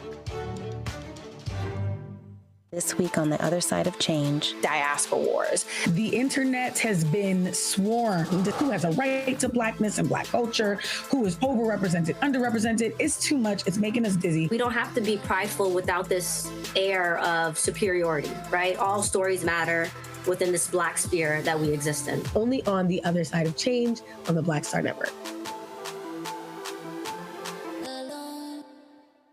what's up? It's Sammy Roman. Hey, it's John Murray, the executive producer of the new Sherry Shepherd Talk Show. It's me, Sherry Shepherd, and you know what you're watching, Roland Martin Unfiltered.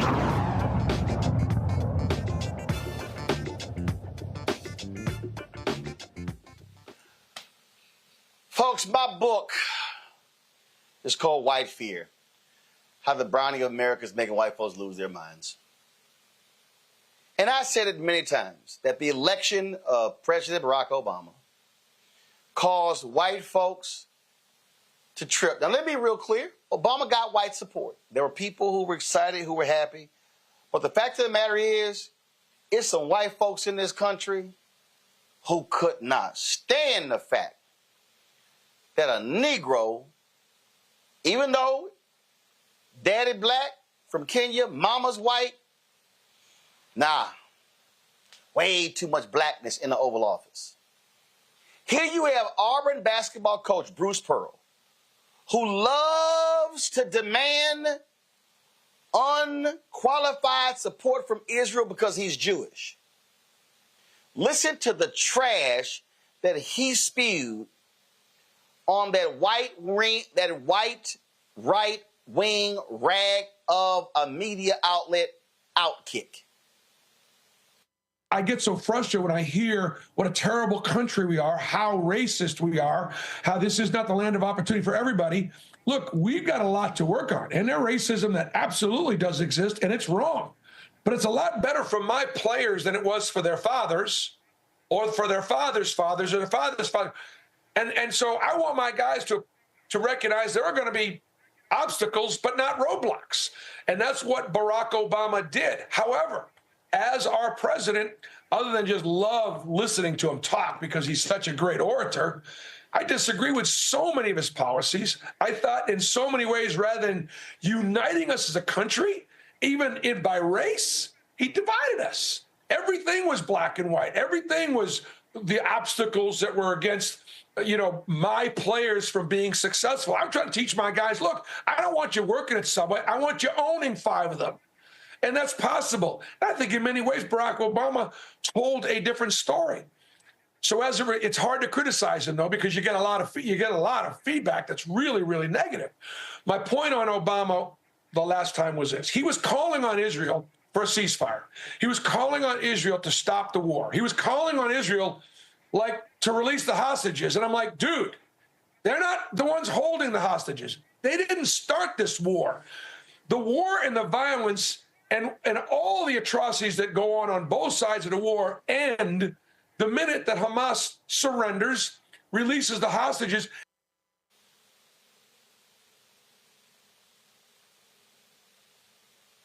I hope y'all were listening. I hope y'all were listening. Let me translate what Bruce Pearl just said. I can't stand Obama because Obama was not 100% hardcore pro-Israel. That's really what Bruce Pearl is saying. Netanyahu couldn't stand Obama because Obama was not going, even though the United States stood forcefully behind Israel, they didn't like the fact that he wasn't hardcore behind Israel. That's the bullshit. See, when you listen to lying-ass Bruce Pearl, oh my God, everything with Obama, everything was black and white.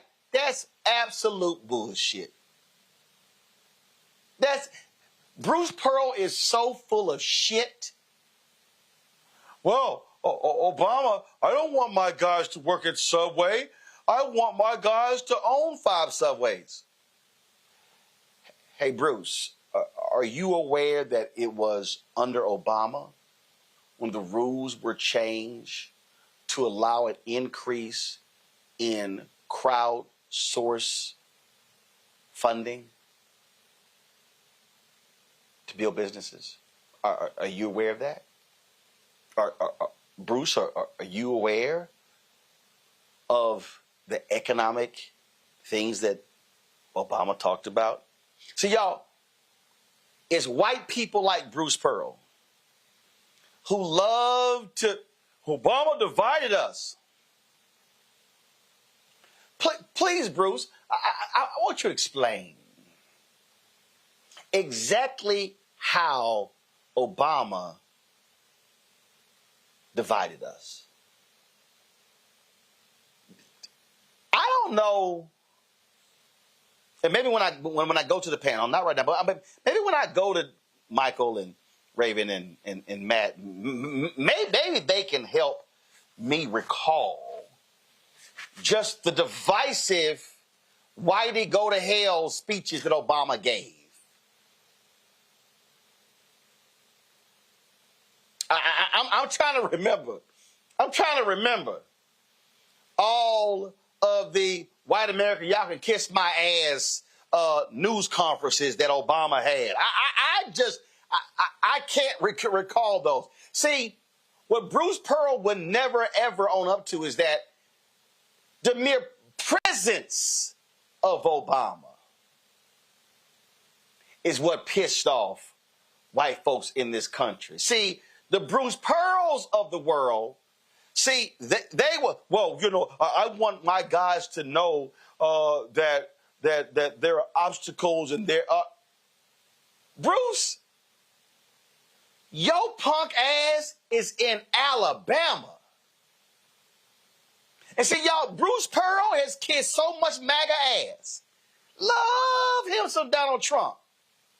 But you know what I ain't never heard Bruce Pearl? I ain't never heard Bruce Pearl condemn white conservative Republicans in Alabama for trying to keep black folks out of power. I've never heard Bruce Pearl call out Donald Trump for canceling that settlement where black people in Lowndes County had sewage backing up into their yards and homes because Donald Trump called it an illegal DEI settlement. I've never, ever heard Bruce Pearl, who he cares so much about his black players at Auburn. I've never, ever heard Bruce Pearl call out Alabama Governor Kay Ivey for taking COVID money to help people, but instead to build more prisons. I've never heard Bruce Pearl, who's super duper pro-Israel. I ain't never heard Bruce Pearl condemn the white conservative Republicans in Alabama for telling black cities you can't take down Confederate monuments. Matter of fact, since Bruce Pearl is talking about, how he cares about, he wants his players to own 5 subways.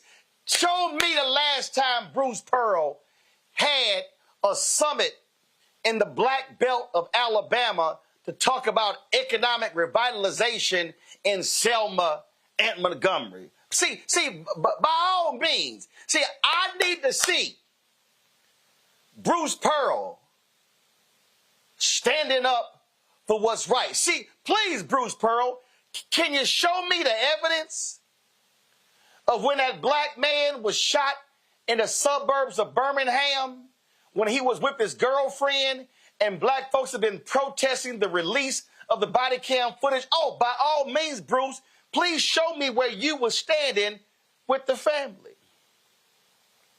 See, I love it when white guys like Bruce Pearl, Jewish Americans like Bruce Pearl, want to be so hardcore and adamant about Israel, but then want to say, Obama divided us, but you can't actually cite specifically what Obama said, when he said it, and how he divided us. And that's why I'm telling y'all right now, if I had a nephew, if I had a son, and they were a basketball player, I would say your ass can go to any school in America, but you're damn sure not going to play for Bruce Pearl.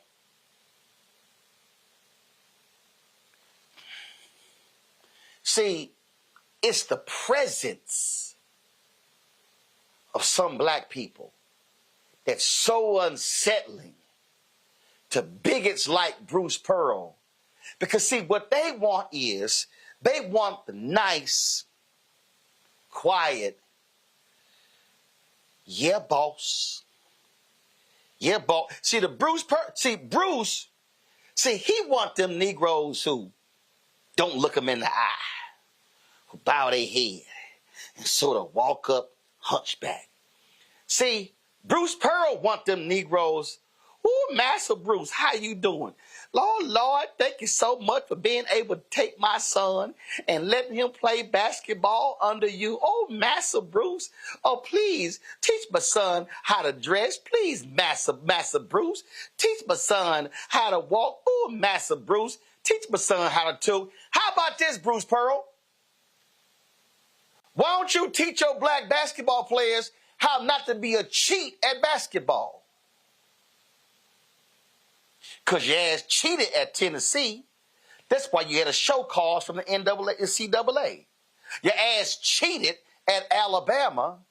That's why your assistant basketball coach, Chuck Person, got in trouble. Oh, yeah. Oh, you thought I forgot about that Adidas scandal? Oh, you forgot about that, huh? See, you now are earning millions of dollars, Bruce Pearl, being the head basketball coach at Auburn, reviving the program. But you have the audacity, the unmitigated gall, to call out Obama, saying, oh, how he divided America and he made it everything black and white, when your punk ass is the head coach of Auburn in Alabama and your sorry, trifling ass ain't said a word about the virulent racism and the economic opportunities that black folk have been frozen out of in your particular state. You give a damn more about the state of Israel than you do the state of Alabama. And then you call out Obama knowing full well that the reason your ass even make the $4 million you make is because you making it on the backs of black labor at Auburn. Bruce Pearl, you can go to hell with your trifling racist ass for those comments. Raven, I know about your background. I want to go to you first.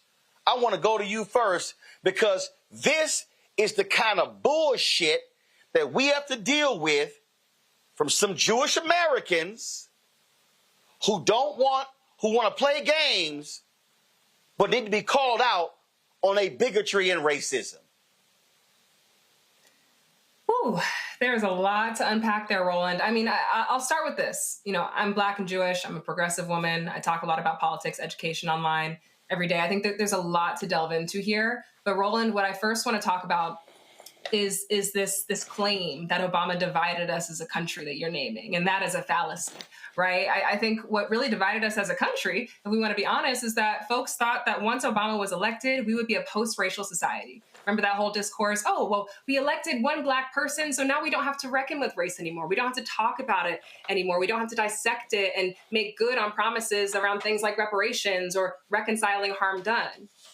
Well, those promises were never made, but, you know, one could hope. And so, you know, I think those were the hopes. But actually what they were met with was a president who was like, hey, we're going to actually talk seriously about inequities and harm done, both past and present. We're going to sit with this. We're going to hold this. And they didn't like that. And so what we got in response was a very intense, virulent white backlash. That white backlash so hard, now we have Donald Trump. And so really what I hear Bruce recirculating here is this conservative talking point that is essentially, if we don't talk about race, then it will go away, right? Y'all need to stop talking about it. And my frustration with those people is, why are you more angry at people talking about racial inequities than you are at the existence of the racial inequities? If you would like us to stop talking about them, then help us eradicate them. It is really that simple, but they don't want to do that work. They want to put their head in the sand. Now, to the point around Israel, I do want us to be really careful, right? Because I do think there is this anti-Semitic trope of dual loyalty, that Jewish Americans are always, you know, more loyal to Israel than we are to the United States. Now, certainly, as a Jewish community, we exist on a spectrum of political ideology. So obviously, Bruce and I have very differing views. For example, I wouldn't describe what's going on as a war. I would call it what it is, which is a genocide. But I do want us to be cognizant of how we talk about these particular positionalities in terms of Israel. I mean, look, there are some folks who are going to look at Obama's positionality, his statement that he put out about calling for a ceasefire, and they're going to say exactly what Bruce said. But the truth is, Israel does need to be held to account. The leadership in Israel needs to be held to account. It is not radical to call for a ceasefire. It should be commonplace. It is the right thing to do. And those who want to pretend that he's being performing or behaving beyond the pale are moving in ways that are profoundly and fundamentally disingenuous. The reason I specifically called him out for his hardcore pro-Israel support is I've seen numerous tweets. I've seen his love for Donald Trump and his constant comments about Israel. But the point that I'm making is, and again, he can be pro-Israel. I don't care. That's fine. It doesn't matter. Even if he is close to Netanyahu, I'm fine with that. My problem is when you want to try to call out Obama, saying he divided the country, and when you're Bruce Pearl, you have been far more vocal about what's happening in Israel than you've been what's happening against black folks in Alabama, when he is one of the highest paid public employees in the entire state. Probably third or fourth behind the head football coach at Alabama and Auburn. Michael.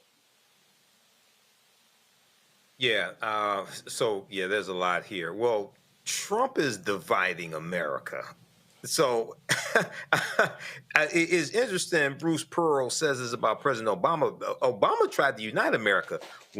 For instance, when he had the beer summit after Dr. Henry Louis Gates Jr. was arrested on the campus of Harvard University, if I remember correctly, trying to enter his own home. Barack Obama had a beer summit with Henry Louis Gates Jr. and No.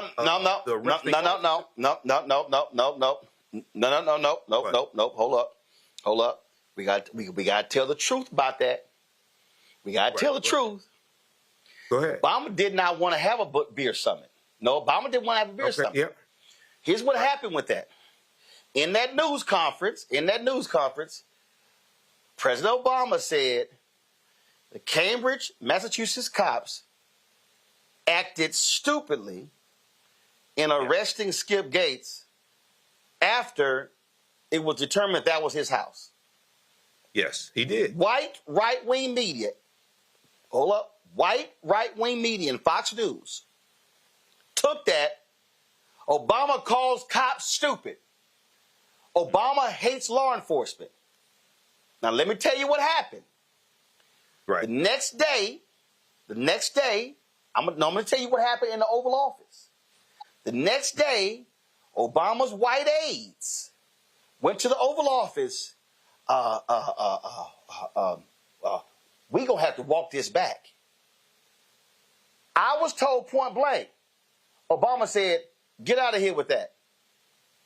His white aides then went and congregated, trying to figure out, this is going to be a problem. This is going to be a problem. Then there was a huge fight with the black aides, because the black aides said, the hell y'all talking about? The black aides said, we walk out of this building and we can't get a cab outside. So you had this huge tension going on with the white aides. And so Fox News and the right wing talk show, they kept bringing it up. And then, and so that thing went on for like a week. And the only way to quiet it down, because it was a central focus, was the beer summit. I remember. But he didn't want to have the beer summit. He was forced to have the beer summit to quell all of the white anger, because they took out of context what he said and said, look at Obama. He's calling all cops stupid. Go right ahead. Right. Yeah, because he said stupidly. He said the police acted stupidly. He did not call the police stupid. Yeah, I remember. No. He said acted stupidly in arresting Gates after determining that was his house. They dropped all that and said Obama calls cops stupid. That was Sean Hannity and the right wing. Go ahead. That was Rush Limbaugh too. I remember when it happened. Yes, I remember. So you have things like even though it wasn't something that Obama wanted to do, it was something that he still did. Okay, but he was not trying to divide the country. And what happens is when you have the right wing, when you have people like Rush Limbaugh, who I do not miss, and you have people like Sean Hannity, and these other right wingers, Jesse Waters, they think that talking about racism to expose it is somehow promoting racism. They really don't want to talk about racism, okay, to expose it because they benefit from racism. The other thing you had taking place is you had the backlash of the Tea Party against President Obama as well. In those 2010 midterm elections as well. You had the rise of the Tea Party, partly funded by Clarence Thomas's wife and the Koch brothers. So you had that also. But I find it interesting that Bruce Pearl doesn't want to call out Donald Trump and his racism, because Donald Trump has set black people back, 60 years of civil rights progress in 2 months. So I find it very interesting that he doesn't want to call out Donald Trump and his racism. But this is how people like Bruce Pearl are. Okay, that's why we should not send our boys to play for him down in Alabama. At all. Matt, your thoughts? I wonder if Laura Ingraham would also tell him to shut up and dribble. Because what I don't understand is why we're listening to the coach of Auburn talk politics, number one. And number two, when I'm the third person you call on, there's not really sometimes things I have to add, because I think you hit the nail on the head. Your thoughts were exactly mine. If you notice what Bruce Pearl did in that segment is a lot of times what white people do when they talk about Obama. He's this nebulous figure where they can't say a specific thing they don't like, but he somehow divides. He's dividing the country, all of that. Despite, as you said, President Trump in the White House making it a hallmark of his candidacy and a hallmark of his administrations both times to be as direct and as openly inviting of racism as any person who's ever been in the White House, more so than anyone, right? But he doesn't say anything about that. And what I always wonder is, like you said, and like Michael said, don't send your son to go play for Auburn. I mean, what do you do if you're a player on his team?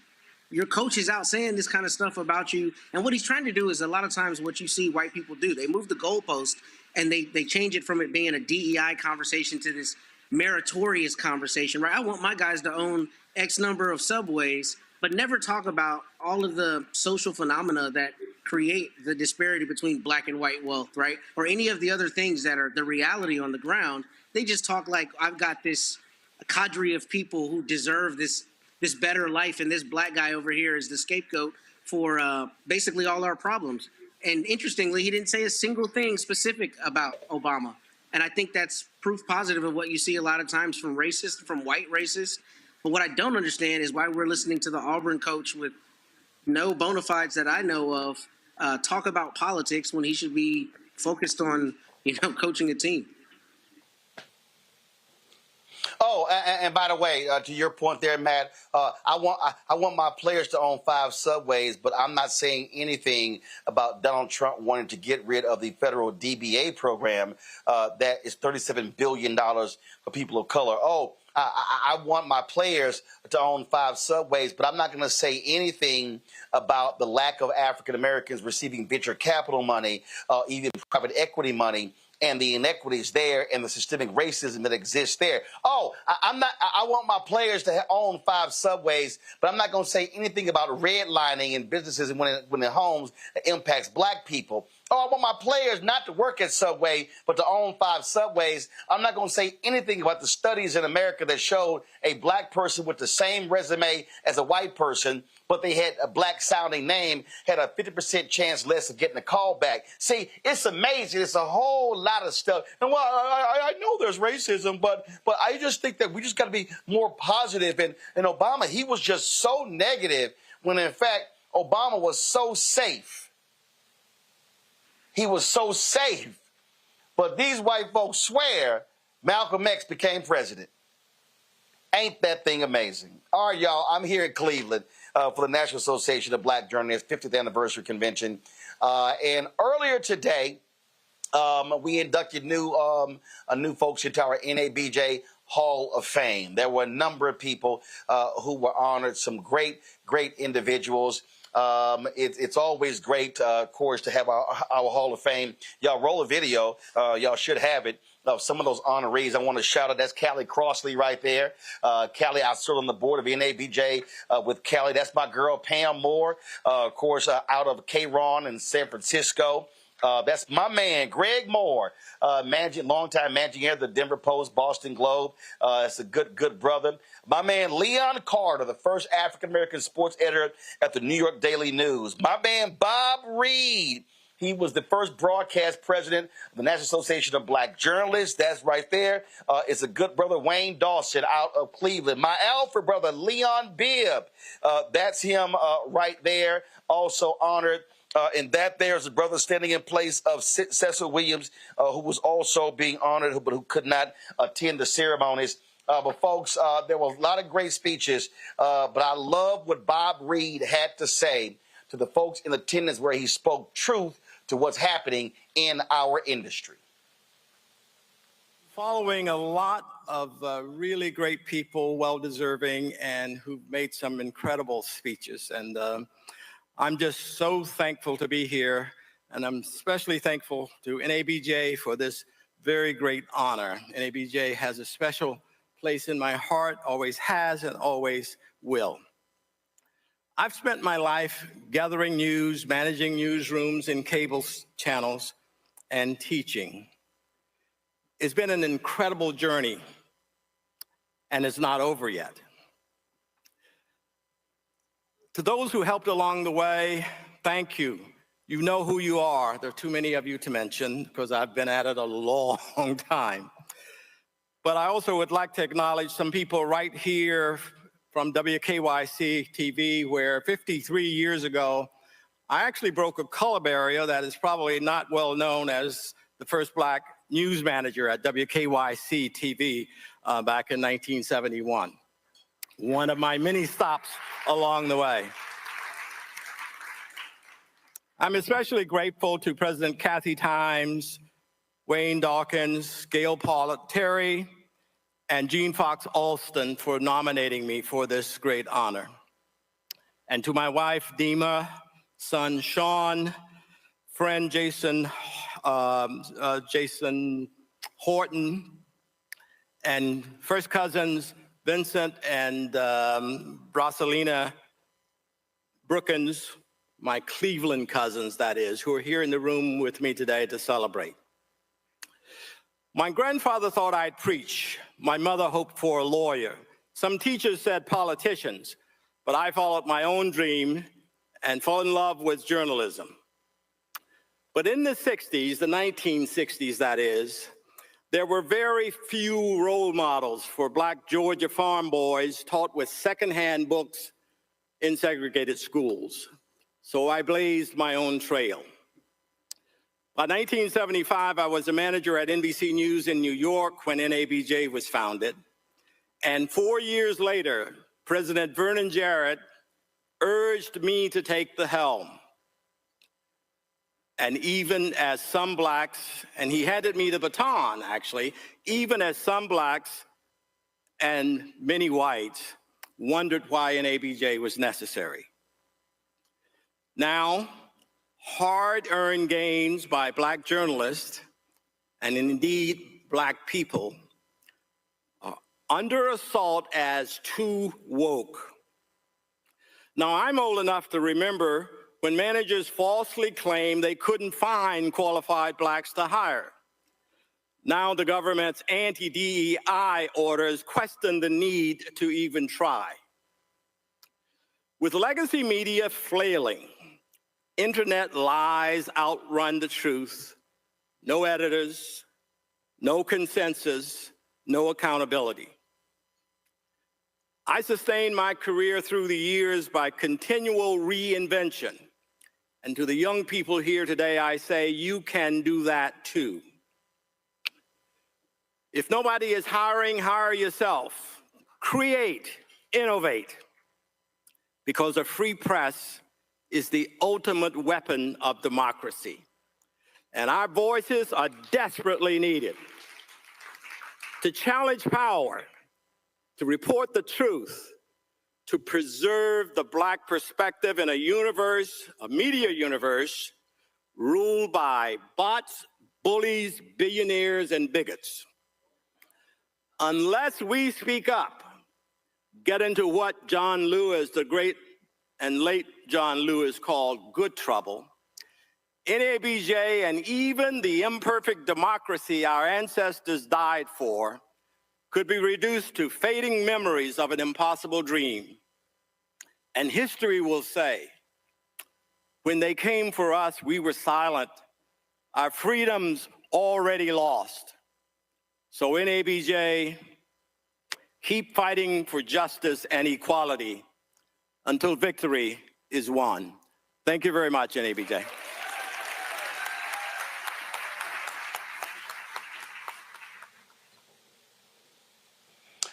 Folks, also, NABJ held elections. Well, we sort of have these staggered elections, and so there were several races on the ballot this year, including President Erin Haynes. She beat incumbent President Ken Lemon. Walter Randolph, Vice President Broadcast, he beat Raylan Johnson by 1 vote to remain Vice President Broadcast. Corey Atkinson was elected Secretary, and I was elected Vice President Digital. This will be my 4th time serving on the board of directors, 2nd time as Vice President Digital. Here is Erin Haynes with her acceptance speech at the news conference that announced the results.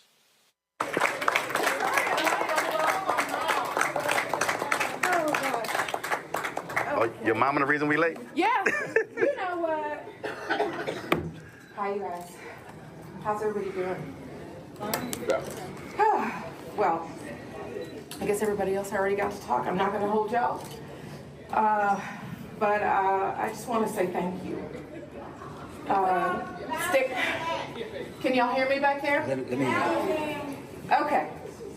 Well, hello, NABJ family. Standing here as your next president is truly one of the great honors of my life and my career. I'm filled with such deep gratitude and the trust that all of you have placed in me, for the example of our founders, and for the power of this organization that has sustained and inspired me since I was a student journalist. 50 years ago, 44 Black journalists came together in a Washington hotel room and took a risk for the sake of truth, and took a risk for the sake of representation and justice. They stood up in an industry that too often sought to erase us and insisted that we belong here, that our voices matter, and that our stories matter. That courage built the foundation that I stand on today. So I want to honor those 50 years of bold reporting, of advocacy, of mentoring, of opening doors, and refusing to let them close behind us. But we also recognize that that work is far from finished. In fact, the attacks on Black journalism, on the truth, and on our democracy make it clear that our next 50 years must be just as courageous, just as relentless, and just as visionary as our first. I just want to take a minute to thank my fellow candidates and to thank our outgoing President Ken Lemon.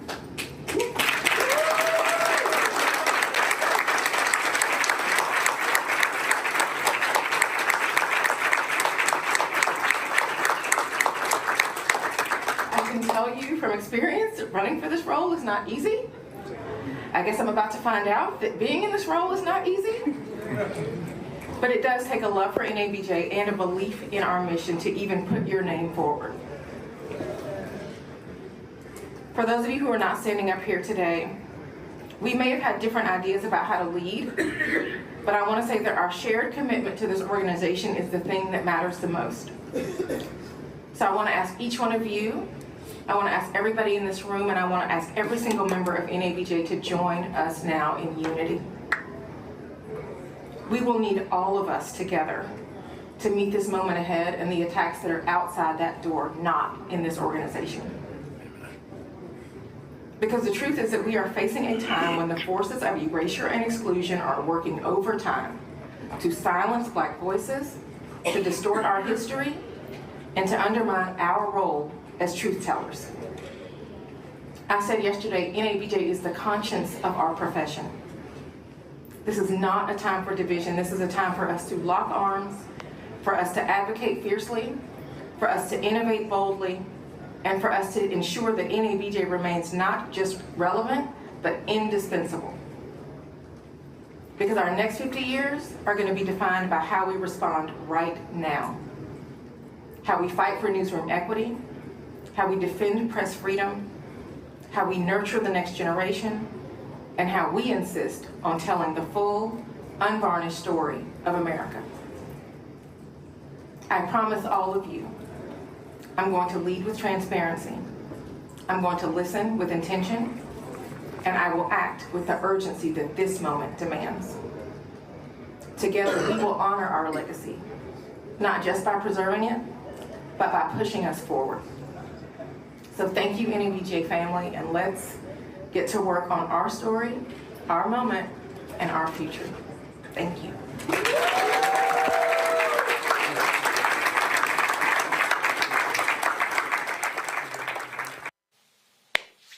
So, folks, we take over on Sunday. And if you think we bring the funk right here on this show, I can guarantee you, Raven, Michael, and Matt, we're going to be bringing the funk on this board and positioning NABJ for its next, for its second 50 years. Real quick, all of your comments. Raven, you first.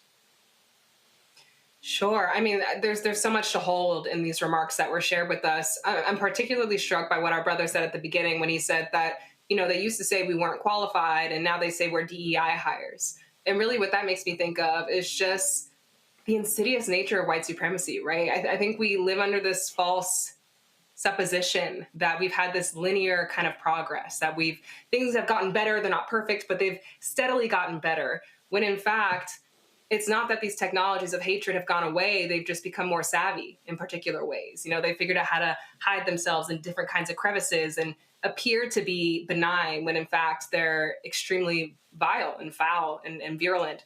And so I think to both of the speakers' points, just the importance of free press in this moment when we're seeing tactics taken straight out of the Nazi playbook, right? Operating in our geopolitical landscape, the silencing of free press, the defunding of PBS and NPR, like it is more important than ever that Black media and Black voices are heard, are funded, are centered. And I think that's why I'm always so excited to come on your show, Roland, because this is part of that important work. Bottom line, Michael, there is no, if we think about if it was 50 years ago when 44 Black journalists convened in D.C. to found the National Association of Black Journalists, there were more Black people who were actually at that meeting, but there were a number who were afraid of losing their jobs and they did not sign the roster because they did not want their white bosses to know they were there. With Donald Trump and his FCC, ordering companies to get rid of DEI like Paramount and CBS. You see them attacking companies to do that. There is no greater time to have an aggressive National Association of Black Journalists fighting on behalf of journalists, and Black people than today. Absolutely. And like you say in your promo, you can't be Black-owned media and be scared. And I would say you can't be in Black media and be scared also, especially in a time like this. So journalism and the press, journalism, you know, that's like really like the fourth branch of government. And that helps to keep in line and put a check on the other three branches of government. And a totalitarian move is to intimidate and try to take control of the press, take control over media companies, things of this nature. This is exactly what Donald Trump is doing. So African-American journalists are needed now more than ever, especially at a time when you have Black social media disinformation agents on social media and how lies on social media can spread so quickly. You have to have culturally competent African-American journalists that can reach the people and get the truth to them also. So congratulations, Roland. I'll look to see what comes this next year. And I need to join NABJ as well. I've been in media 15 years, so I need to join NABJ also. And the reality, Matt, look, we have 37 vendors at our job fair. Normally we have upwards of 100. We are seeing the direct impact of the attacks on DEI. We probably are going to have, according to our finance committee, a $700,000 deficit with this convention because of all the companies that were here last year that did not return. People need to understand nearly every black nonprofit in America is being negatively impacted by the attacks of Donald Trump, MAGA, and the Republicans on DEI and other efforts. These companies, a lot of them have, this gives them cover. A lot of them didn't want to do this in the first place, but I have been consistently saying what we're seeing is an effort to defund Black America, and this is a moment where we have to be training the next generation of freedom fighters, of journalists, not to be scared, not to be weak, not to be impotent, but being willing to stand on truth and stand up to power. That's it. I mean, the fact that you have far fewer vendors there this year is a testament to precisely why NABJ is so important. Because, you know, right now he's trying to silence people that are saying things he doesn't like. So we need the people who are unafraid to continue speaking truth to power. So congratulations on your election. I don't know why anybody would ever let you be in control of anything, but that's a different conversation. But as it relates to NABJ, it is absolutely important. And I appreciate that they're continuing to shoulder the mantle to keep us informed. Because Michael brings up a great point. I mean, I don't know the data, but I suspect the vast majority of people these days get their news from social media, right? So we need journalists who are out there really telling the truth and speaking truth to power and counteracting that disinformation that we know is very pervasive in our society these days. So let me remind Matt, Matt might have missed this in my intro. This is my 4th time on the board, Matt. I heard you. So I think they knew what they were doing. I think you might have missed that. So clearly they know what it means to have me running stuff. Ravi, you want to make a quick point? Yeah, I just wanted to jump in there because we're talking about social media, and I am a content creator after all, so I have a lot of strong feelings about that. Matt and Michael, I think y'all are both absolutely right that malinformation, disinformation, misinformation are all rampant online. This is absolutely true. And I think it's important to highlight that there are folks like Elizabeth Booker Houston. There are folks like me, right? Like there are those of us online who are deeply learned, who are researchers, who are moving in ways that are integrous, trying to bring information and news to where people are wanting to get their information and news from. I mean, the truth is, increasingly, people are turning to social media as a tool to learn about what's happening in the world in ways that are digestible and understandable. And so I think there's a really important marrying that needs to happen between traditional media and those of us in the social media space who are trying to bring some of that journalist training and research training to those who want their information but want it where they want it. And so we have to meet folks where they're at. I think that's really important. Right. Right. Absolutely. All right, folks. All right, folks. That is it for us. I got to go celebrate. So we're going to go ahead and end this show right now. I got stuff to do. We got our sports task force party tonight at the House of Blues. I'm looking to see all my peeps there. Again, let me thank everybody for watching today's show. Let me thank Raven. Let me thank Michael. Let me thank, man, I guess I'll thank Matt. Okay, fine. I'll go ahead and thank Matt. Let me thank them for being on the show. I appreciate it, folks.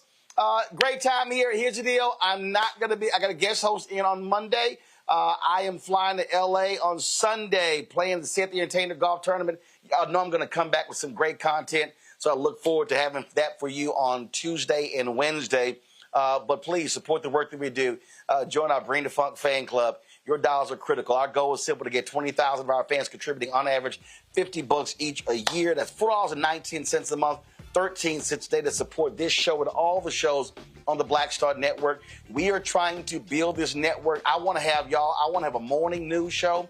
I want to have a midday show. I want to have more. I want to have a couple more primetime shows. And so we really want to make this a true, strong Black digital news network because we need as much information as possible. You heard our panelists say there's massive misinformation, disinformation that's being targeted to us. And we want to see young folks, 18, 35, 36, 45, watching the show, because we have got to inform our people about what's going on, because we are facing the most serious threat to the future of Black America since Jim Crow. So your support is critical when you support us, folks. So please, Cash App, use the Stripe QR code. You see it right here. That Stripe QR code can also be used for credit card applications. Checks and money order, make it payable to Roland Martin Unfiltered. Send it to P.O. Box 57196, Washington, D.C., 2003 7-0196. PayPal is rmartinunfiltered, Venmo RM Unfiltered, Zelle Roland at RolandSMartin.com, Roland at RolandMartinUnfiltered.com. Download the Black Star Network app, Apple phone, Android phone, Apple TV, Android TV, Roku, Amazon Fire TV, Xbox One, Samsung Smart TV. Be sure to get a copy of my book, White Fear, How the Browning of America is Making White Folks Lose Their Minds, available bookstores nationwide. YouTube folks, y'all hurry up, hit the doggone like button. Let's get to 1,500 before I leave. There's 1,100 right now. I just need 400 more before I get off. All right, folks, be sure to get our Roland Martin Unfiltered swag. Go to shopblackstarnetwork.com to get our swag, to get our shirts, hats, T-shirts, mugs, hoodies, all that good stuff. Again, go to Shop Blackstar Network. No. Thank you. That's right. Here are our T-shirts. Get our hot shirt. Don't blame me. I voted for the black woman. Get all of that stuff. ShopBlackStarNetwork.com. Now, for the other black-owned products on that we have, go to ShopBlackStarNetwork.com. You can go check all it out right now on the website. Don't forget our podcast, iHeartRadio Network. We're on all the platforms, Spotify, Apple, you name it, Amazon Music, all of those podcasts. And don't forget, support and download the app Fanbase. If you want to invest in the Fanbase, go to startengine.com/Fanbase, startengine.com/Fanbase. Folks, that's it. I'll see y'all tomorrow. I'll see y'all Monday right here. Roland Martin Unfiltered on the Black Star Network. Holla!